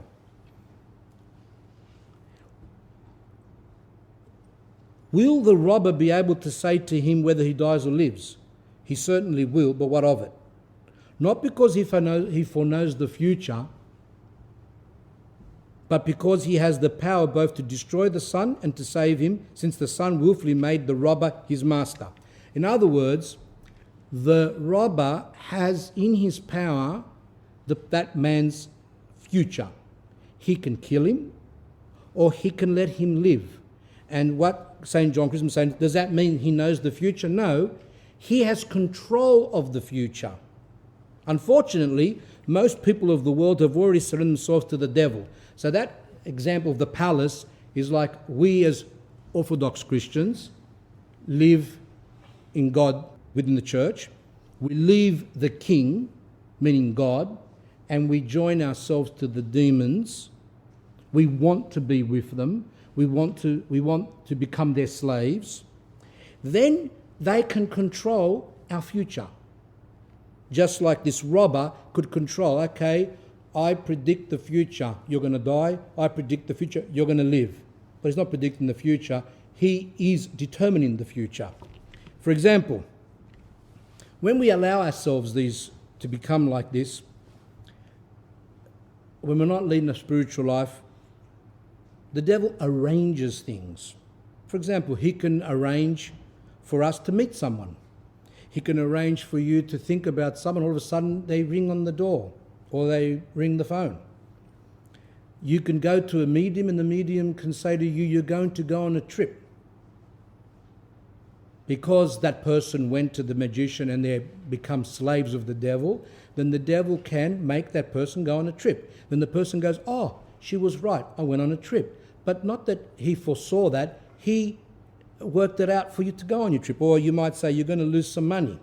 Well, the demons can make someone come and rob you. Or you go to the magician, they say you're going to have a car accident. He can organise the car accident. He might say, one of your family members are going to get hurt. He can organise that because you're given power to him. Or that thing that we said before, that once we make ourselves his slave, then he has the power to take control of our life.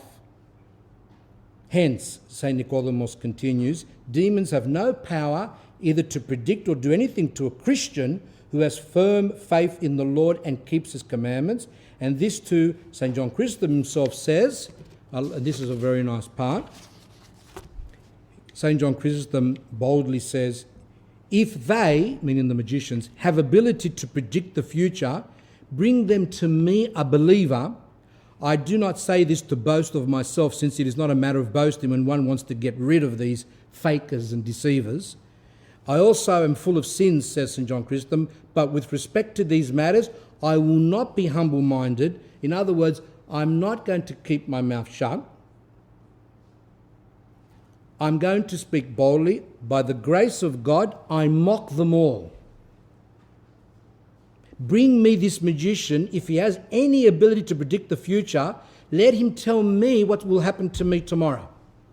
So St. John Chrysostom is saying to the people, all these other people, bring them here, these people that you run to, and tell them to tell me my future. What he says, if he has an ability to predict the future, let him tell me what will happen to me tomorrow. But he will not be able to tell me. Why? Because I am under the power of the king. I'm under God's authority, in other words.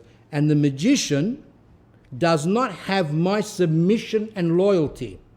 And because he does not have my submission and loyalty, he can't work out my life as he wants. In other words, he can't say, tomorrow you're going to go on a trip.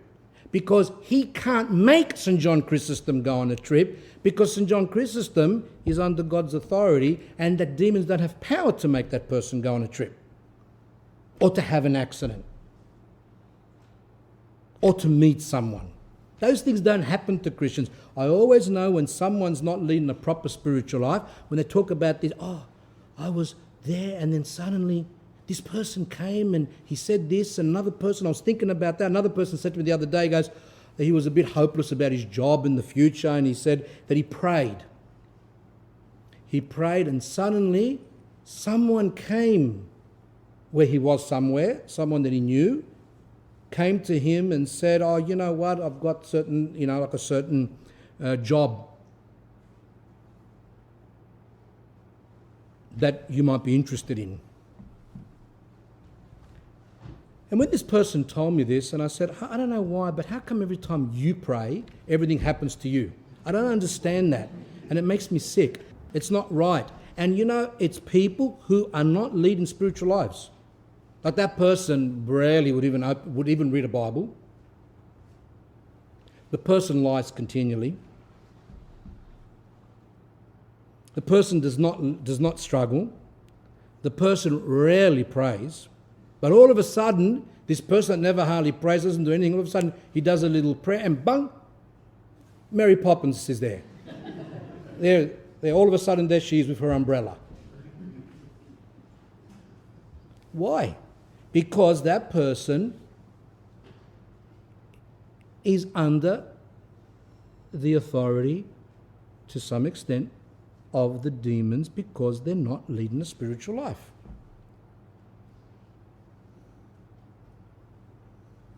And the thing was, it was a very good trick, because that woman was offering him something which would then affect his family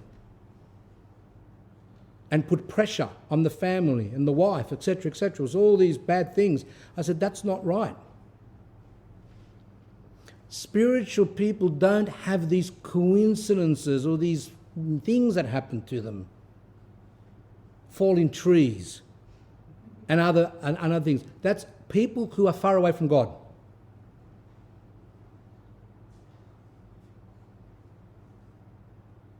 Icons smiling. Icons that are sad. Smells.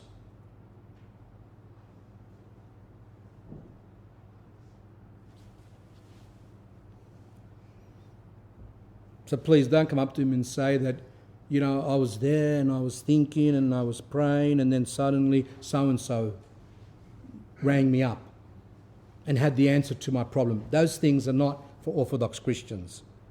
These coincidences and stupidities. Just do the commandments. St. Nicholas continues, thus, from the words of St. John Chrysostom, we draw the following general conclusions. That demons do not, strictly speaking, have foreknowledge of anything. It is from the unbelief of Christians in God, their faith in demons, by going to them in other words, and their evil way of life, that the demons take occasion of such foreknowledge as they have. So we go back to it now that we understand, and it says, when a person gives themselves to the demons, the demons then arrange your life as he desires it. And that's why people believe that this is all from God.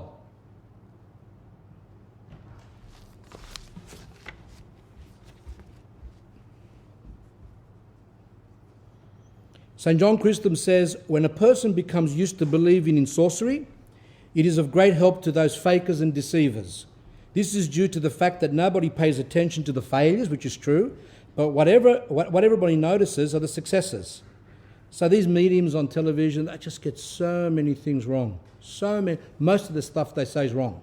But yet, as soon as they say one thing right, they're happy and they're saying, look at this, he worked that out. The other 99 things they said that were wrong doesn't interest them, just what's right. So when someone goes to a coffee person to get their coffee read, And the person can say so much rubbish. And they might say one thing right. And the person just falls on their face and worships them. And out comes the credit cards and the checkbooks. St. John Chrysostom also says, if he tells you something bad will happen to you, and then advises you to take a certain action in order to avoid this misfortune, you should not worship his idols because of it. Furthermore, this is not the only extent of the foolishness. What is more, if your fortune is foretold, you cannot gain anything except greater sorrow. This is because the event they foretell to someone may not even take place. So you might go to these idiots and then they say to you, something bad's going to happen, which 99%, if not 100%, probably won't happen. But nevertheless, a person believes it. And what happens is that they live their life in sorrow, in fear. The sorrow and fear of it taken place, that what they supposedly foretell, however, becomes rooted in you to destroy you. And I add, not St. John Chrysostom, but obviously it plays on your mind. The demons can tempt you to return to find out more, or to try and stop this misfortune happening. The people's lives are all centered around that. Or because someone said to them, oh, this is going to happen to you. I remember one talk I did on this topic. A woman came up to me, and I couldn't hear her properly, but anyway, she said, from what I understood, she said to me that she was scared to have another child because someone said to her, must have been a medium, someone said, you're only going to have 2. So she was scared to have a third one because something might happen. So it says here,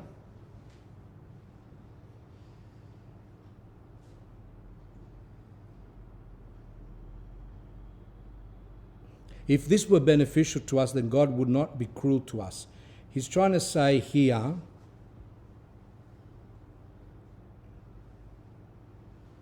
that if it's necessary for us to know this future, then why would God keep it from us?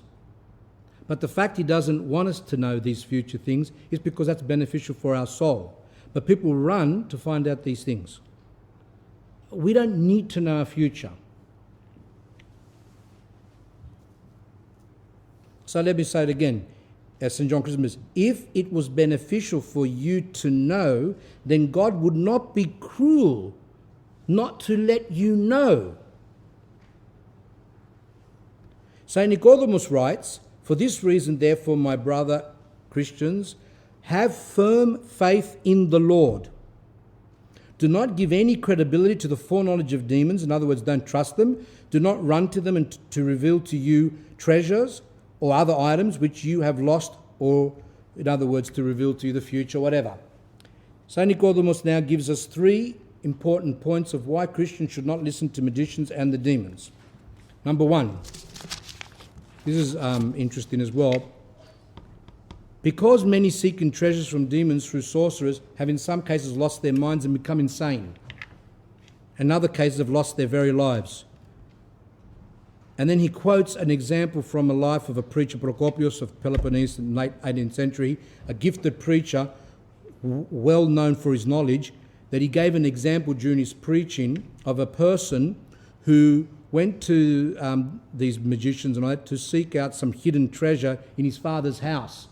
His father hid some treasure somewhere. So he went to these magicians to find out where's the treasure, the money, whatever. So what happened was he was so terrified by a fearful sight which he beheld that he died after 3 days. By going to them, he opened his soul up and then he started to see the demons there, and he died from fright. Like that, that's what happens to people. When you go to these things, you can always tell they start to have dreams, horrible dreams, and also some things happen to them, all these, like things that are not right. So that's one reason. You can lose yourself, you can lose your mind, you can die. Number 2, because the demons are so spiteful, they do not wish to reveal even the treasures of this world to men for their enjoyment. This is affirmed by the most wise and most holy Saint Singletiki, who said that the demons are so spiteful that even if they knew where there was treasures, they wouldn't reveal it to anyone, because they do not want the person to... Let me read it here, what she says. It goes, after all, they do not allow men to take even treasures hidden beneath the earth.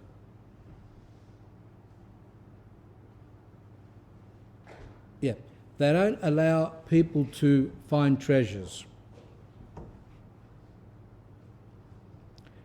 because they're scared that the person might use the money for good, they might glorify God, anything. They don't know how the person's going to incline, and they're just spiteful, and they don't want anyone to have any joy, nothing. They won't reveal it. Number 3, because they have no power to give treasure to any individuals unless they are so permitted by God, and you do not suppose, O foolish men, that if it were in the power of demons to give out treasure, they would give them chiefly to sorcerers, their special friends. But we see today that sorcerers and diviners are the poorest people in the world, and that for a penny a little bread, now they become slaves and servants of others. So these coffee people and all that, they might, some of them do charge a bit of money, but still their lives are cursed. They live in old bomb houses. Some of them, of course, are successful, the ones that are con artists, but in general, they are, if they knew so many things, why don't the demons tell them all this? There's a lot of money buried everywhere around the place. And that's what St. Nicodemus is saying. They won't reveal it.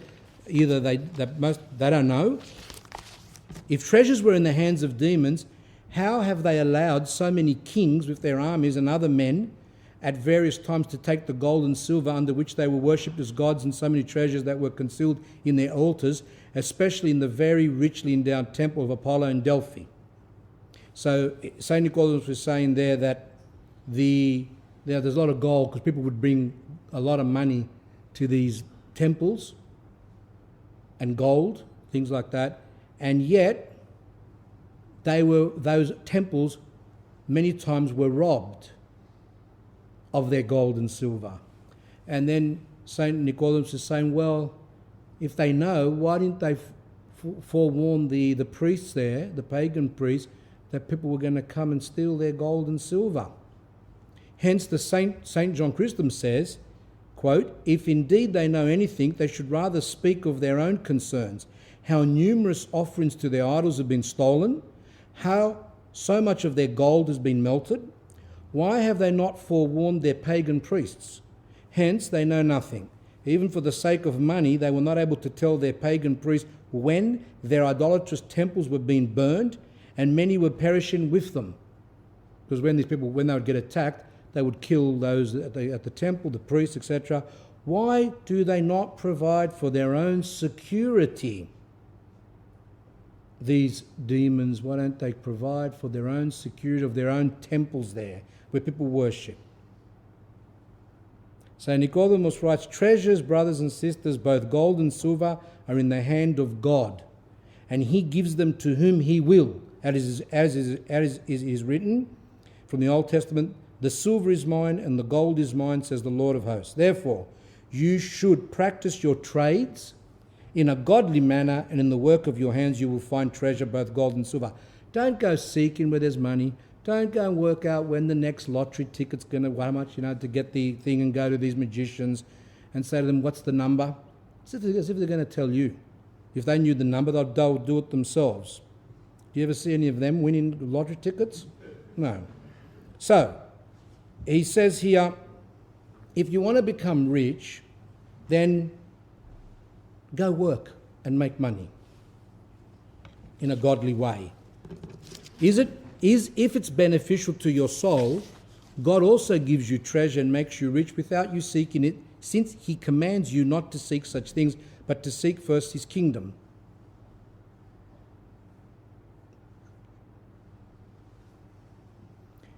But to seek first his kingdom, and the good things of this earth and wealth will be added to you without you searching for them. So if you want to get gold and silver, how about spiritual gold and silver? But it says here, but seek first the kingdom of God and his righteousness, and all these things shall be added to you. And if it's meant to be for you to to become rich, then it will happen. If it's meant for someone to leave you money in a will, it will happen, if that's what's meant to be. But the most important thing is, first seek the kingdom of heaven, fix up your soul, and then the rest will be granted to you, as God wishes. St. Nicodemus writes, if you have lost animals, or servants back in those days, do not run to magicians and demons to disclose them to you. No, run to the saints, the servants of God, and beseech them with faith, and they will reveal them to you, if their disclosure is helpful to the benefit of your soul. So St. Nicodemus is saying here, if you have lost something, run to the saints. Go get the priest to do a meleben, a paraklesis. And if it's beneficial for your soul to find that whatever you're looking for, then it will be so. However, have recourse in particular to Saint Theodore the Recruit, which is celebrated on February the 17th, who received from God this gift of revealing hidden things to an exceptional degree, and is for this reason called the Revealer. He's called by the name the Revealer. There's also in the Saint Phanurios, which is Greek for to reveal. People a lot of times do services to him. If you wish to learn where other hidden items are, run to God, the knower of secrets, and ask him to reveal to you not what is going to happen to you, for these things are pointless and insignificant, and you should not ask such things of God. This is important. Okay, you've lost something or whatever. Go to the priest, do a service. If it's meant to be, you'll find it. If not, you won't. That's it. Don't run to them. But, he says here, if you wish to learn where other hidden items are, run to God, the knower of secrets, and ask him to reveal to you not what's going to happen to you. What I said before. Don't go and blaspheme to ask for your future. For these things are pointless and insignificant, and you should not ask such things of God. Rather, seek first that he purify you through his grace and through practical virtues. Above all, and especially ask that he reveal to you what is his good, acceptable, and perfect will, so that you may be saved, which is the most excellent, most necessary, most profitable thing for you. Not to know the future, not to know things that are hidden. Say your grandfather had a nice pot of gold somewhere, and then he died before he told you where it is. There's nothing wrong with going to the priest and say, help us to find the gold, if it's meant to be. But you don't go to Matasha with the crystal ball reader. You go to the church. However, that's okay. We've got that. That's why we've got services for that, for very reason. We've got services for a lot of things. But what we don't have services for, and what's forbidden by the church, is this thing about the future. But some saints reveal the future. Yes, because God chose to reveal the future. But that's exceptional. What we should seek is God's will. What we should seek is the kingdom of heaven. That's the thing. What more am I to say? Beware, brothers and sisters, of turning to diviners and demons, and do not give any credibility to their words, but believe in God alone, who knows all things, and he will reveal to you what you need to know. This is the advice of St. John Chrysostom. Let us not pay attention to diviners, fortune tellers, and frauds, but rather to God who knows all things clearly, who has knowledge of all things, and thus shall we know all that we need to know. I can't hold back. I'm going to say some future things now.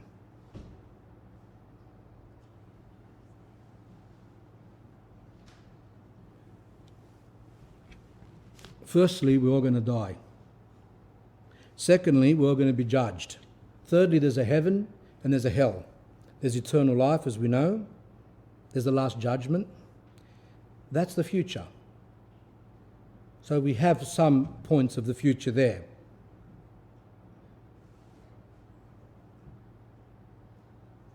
So I just said that on purpose to say I'm going to go against it. I only did that to get attention. That's what we need to know. That we are going to die, and that there's what's called the partial judgment. That's the partial judgment, is when we are judged, go for the toll houses, and we are judged partially. We are not given the fullness of hell or the fullness of heaven. And then when we are united to our bodies and we go through the resurrection, then will be the last judgment, and there the person will be judged and will receive the fullness of hell or the fullness of heaven, depending on their deeds. Until the last judgment, those souls that have died can be helped with the church's prayers. After the judgment, there's no mercy. Before the judgment, God can still show mercy on those souls in Hades. There's some future for you and for me. Everything else is unnecessary. Whether I'm going to live tomorrow is unnecessary.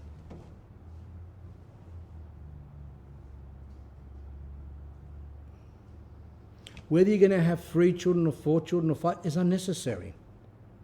Whether you're going to live in that house or go to another house is unnecessary.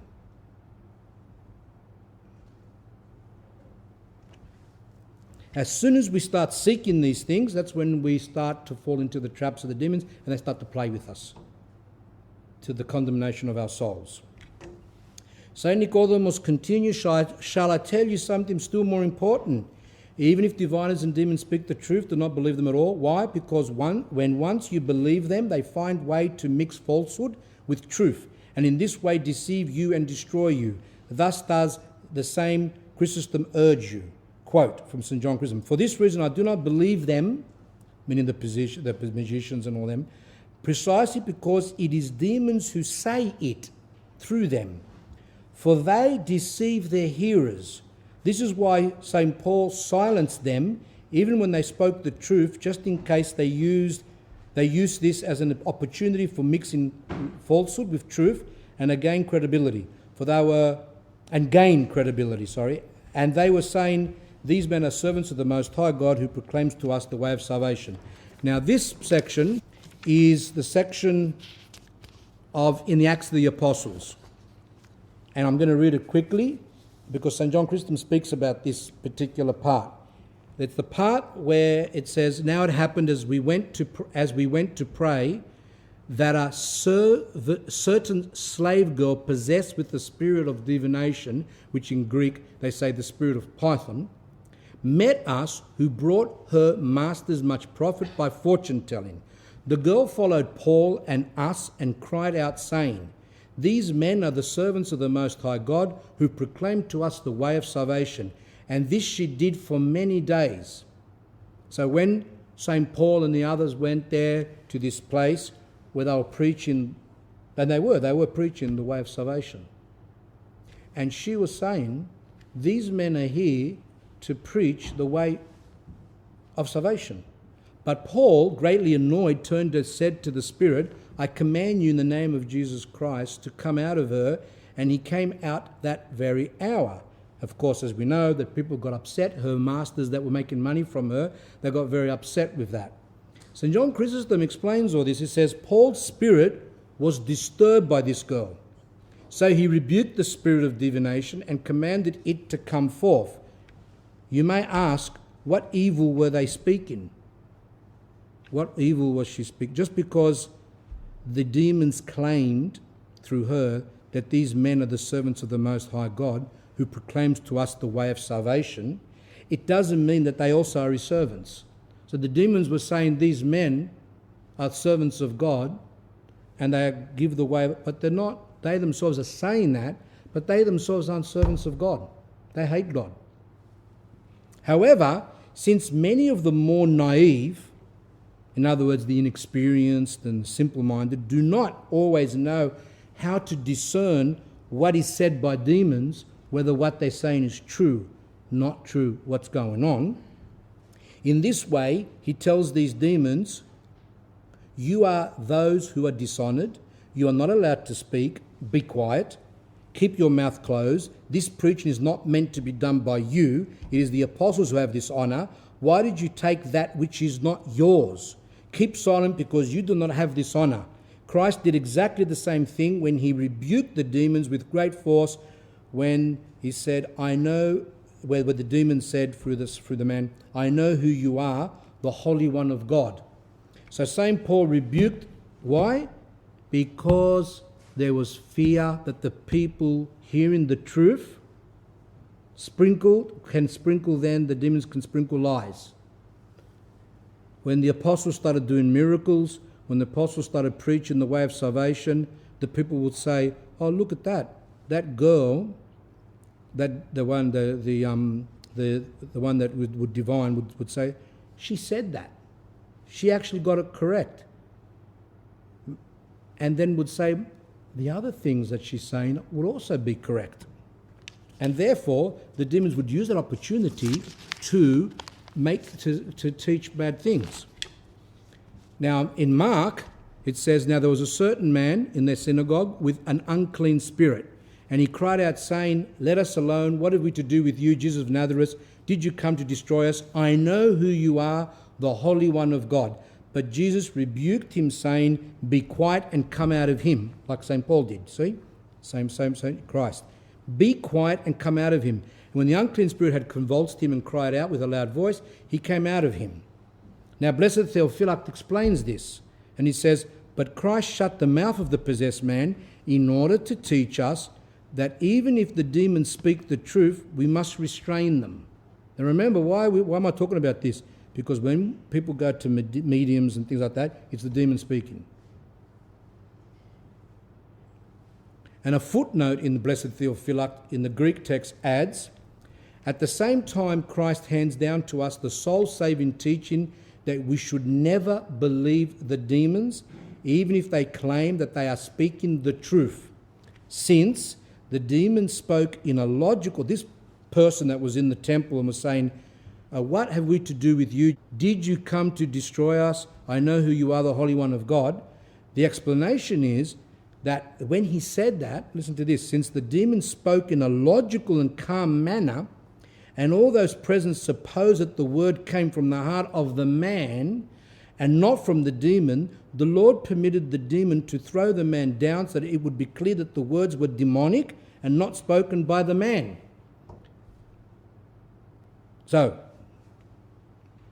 not everyone acts like the Pythoness, whatever her name is there. Not everyone acts like her, with froth and going crazy. This particular person who was possessed, the demon from within was speaking in a calm and logical manner. And the people didn't know that it was the demon that was speaking. That's interesting. So it says here, since the demon spoke in a logical and calm manner, and all those present supposed that the words came from the heart of the man and not from the demon, the Lord permitted the demon to throw the man down. Christ made the demon convulse the man, made the man to fall down, and to show that really he was possessed. And that it was the demon that was saying, you are the Holy One of God. The demon came out of him without harming him. For when the Lord cast him out, the demon did no harm. But the Lord permitted him to throw the man down for the sake of those present, but allowed no harm to be done, so the power of him who commanded might be revealed.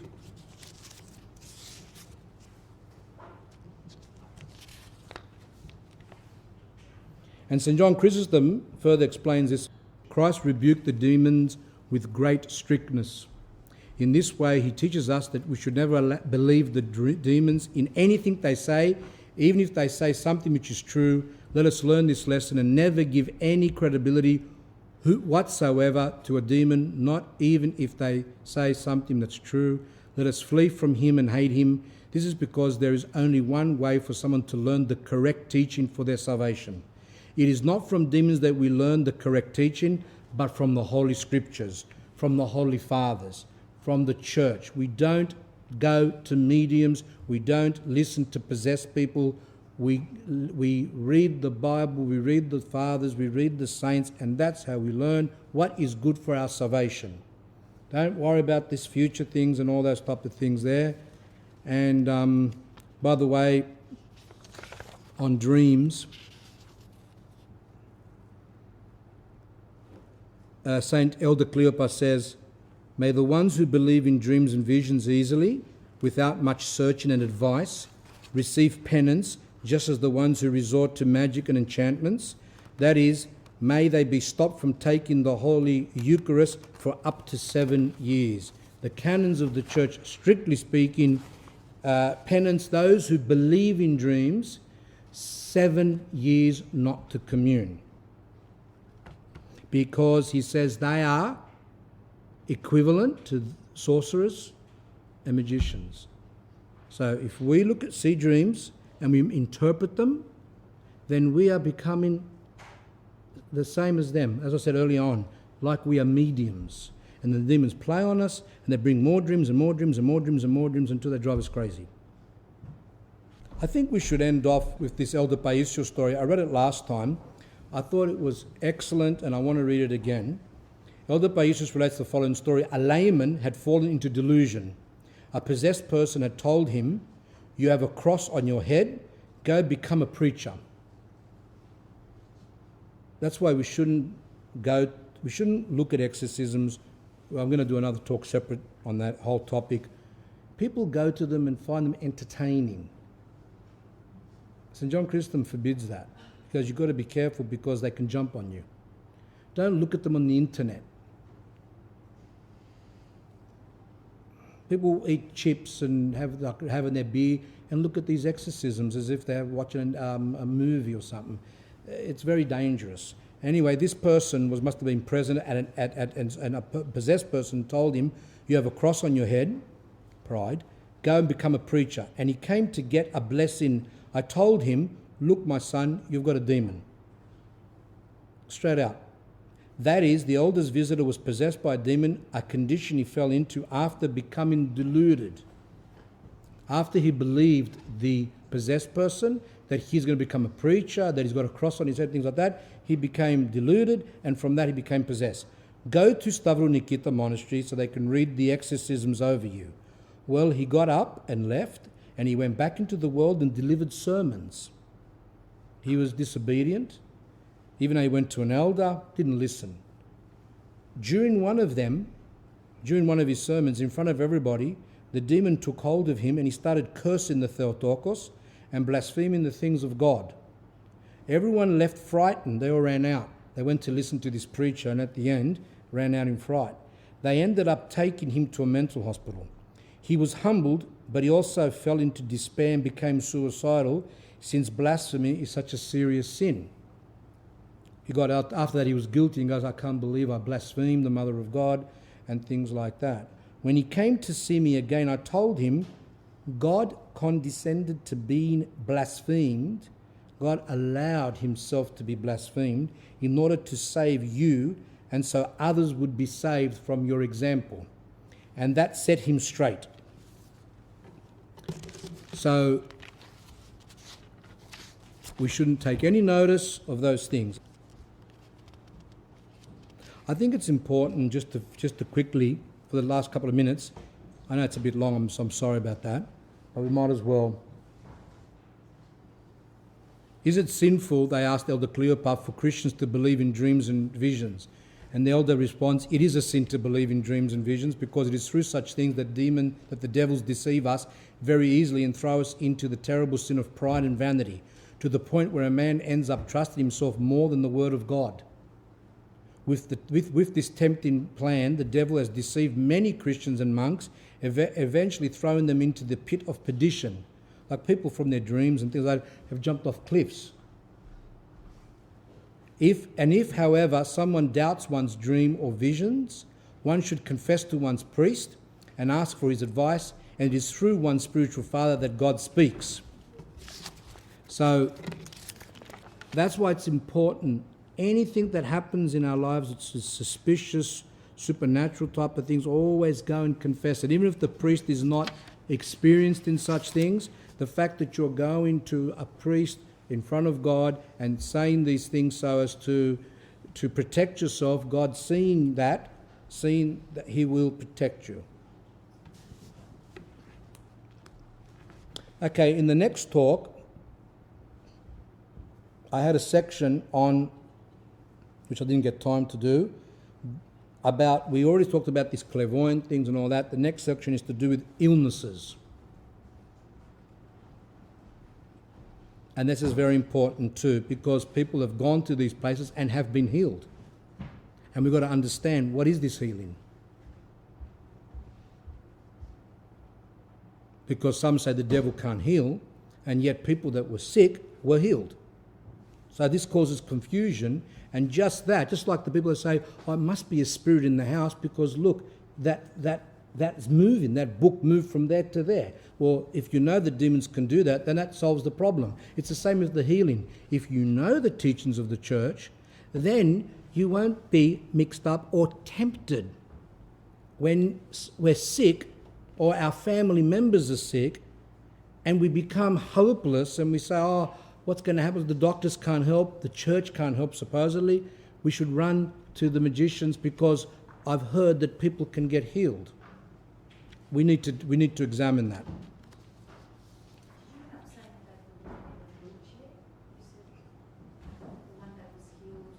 The woman with the wheelchair is to do with healing, and that's the next, because I don't want to spoil the topic.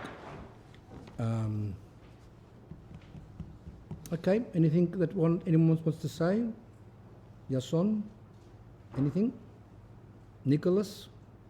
I do actually, I don't know if you've heard of these characters, they're known as illusionists, such as David Copperfield, Dynamo, I don't know if you've heard of him.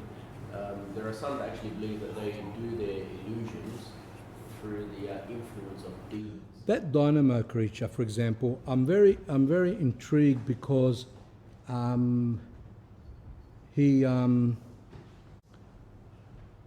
think people can't work out how he does things, and he looks possessed. Something's wrong with that man, and it's very scary. I've seen a few of those things, and I think he's demonic. I think he's got some demonic powers because some of the things he does are just too much. You know, it's not like where they're on a set like this other Copperfield person that you're saying. They're on a special set and they've got all their little things around, so it's all they got control. This other person, he does it. I believe he's got some type of satanic powers. His eyes he doesn't look very well. And is that what you wanted to? Is that? Yeah, I think that. Look, we see that they can float. We know that they can do a lot of things. So whether it's a trick or not, I don't know. But to me, it's sometimes a bit too much. Anything else? Well, I wanted to ask about dreams that are about salvation. So you're dreaming about something and you wake up and you're thinking about your sins, or it brings you to repentance. Would you pay attention to dreams like that? Or? St. John of the Ladder says that dreams that give us hopelessness are of the devil. If, however, the dreams are to do with punishment, hell, and things like that, then there's a chance that those obviously could be from God. I say could be, because they're warning of it to change your life.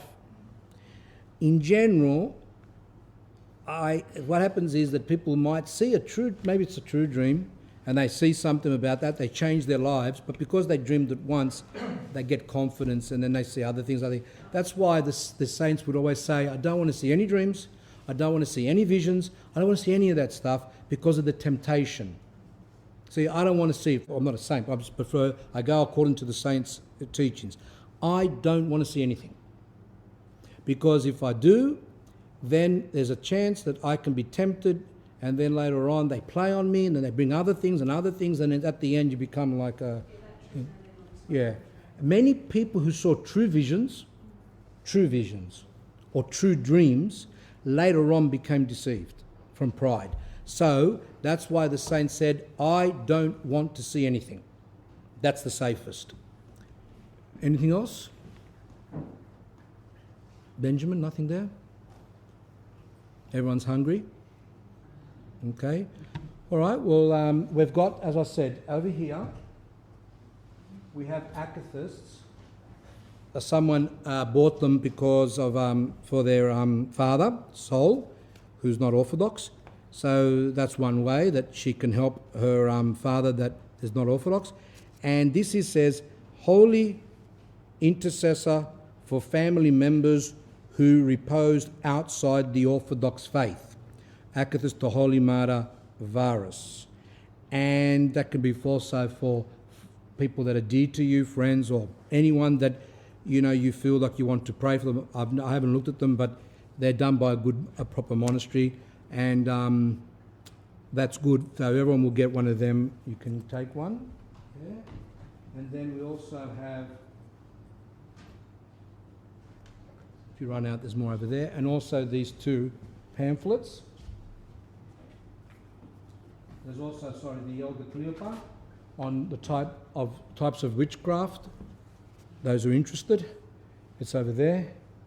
And these we got from overseas. Encountering Christ in His Church. So this is a nice pamphlet, which you're free to take. And we have another nice one here, a timeline of church history, Orthodox Church, which talks about the church and how it's split up, the Roman Catholics. Then from the Roman Catholics, they went to millions of pieces over there. And it's got the history there, so that's another thing that you're interested to take. They're over there. And that's the next Sunday, God willing, we have the unction at 6 p.m, Holy Unction. And those of you who frequently confess and lead spiritual lives obviously can come. Those who have never confessed can't be anointed. And you can come, but you can't be anointed. And that's at 6 o'clock. There'll be no talk, just a sermon on that day, 6 o'clock to around 8:39. And the program for the next year, God permitting, will be sent to you, because I haven't prepared it yet. It'll be sent to you. Most of you got emails now. And you can... And or on the website thing that they're... Yeah. And that's it. So stand up.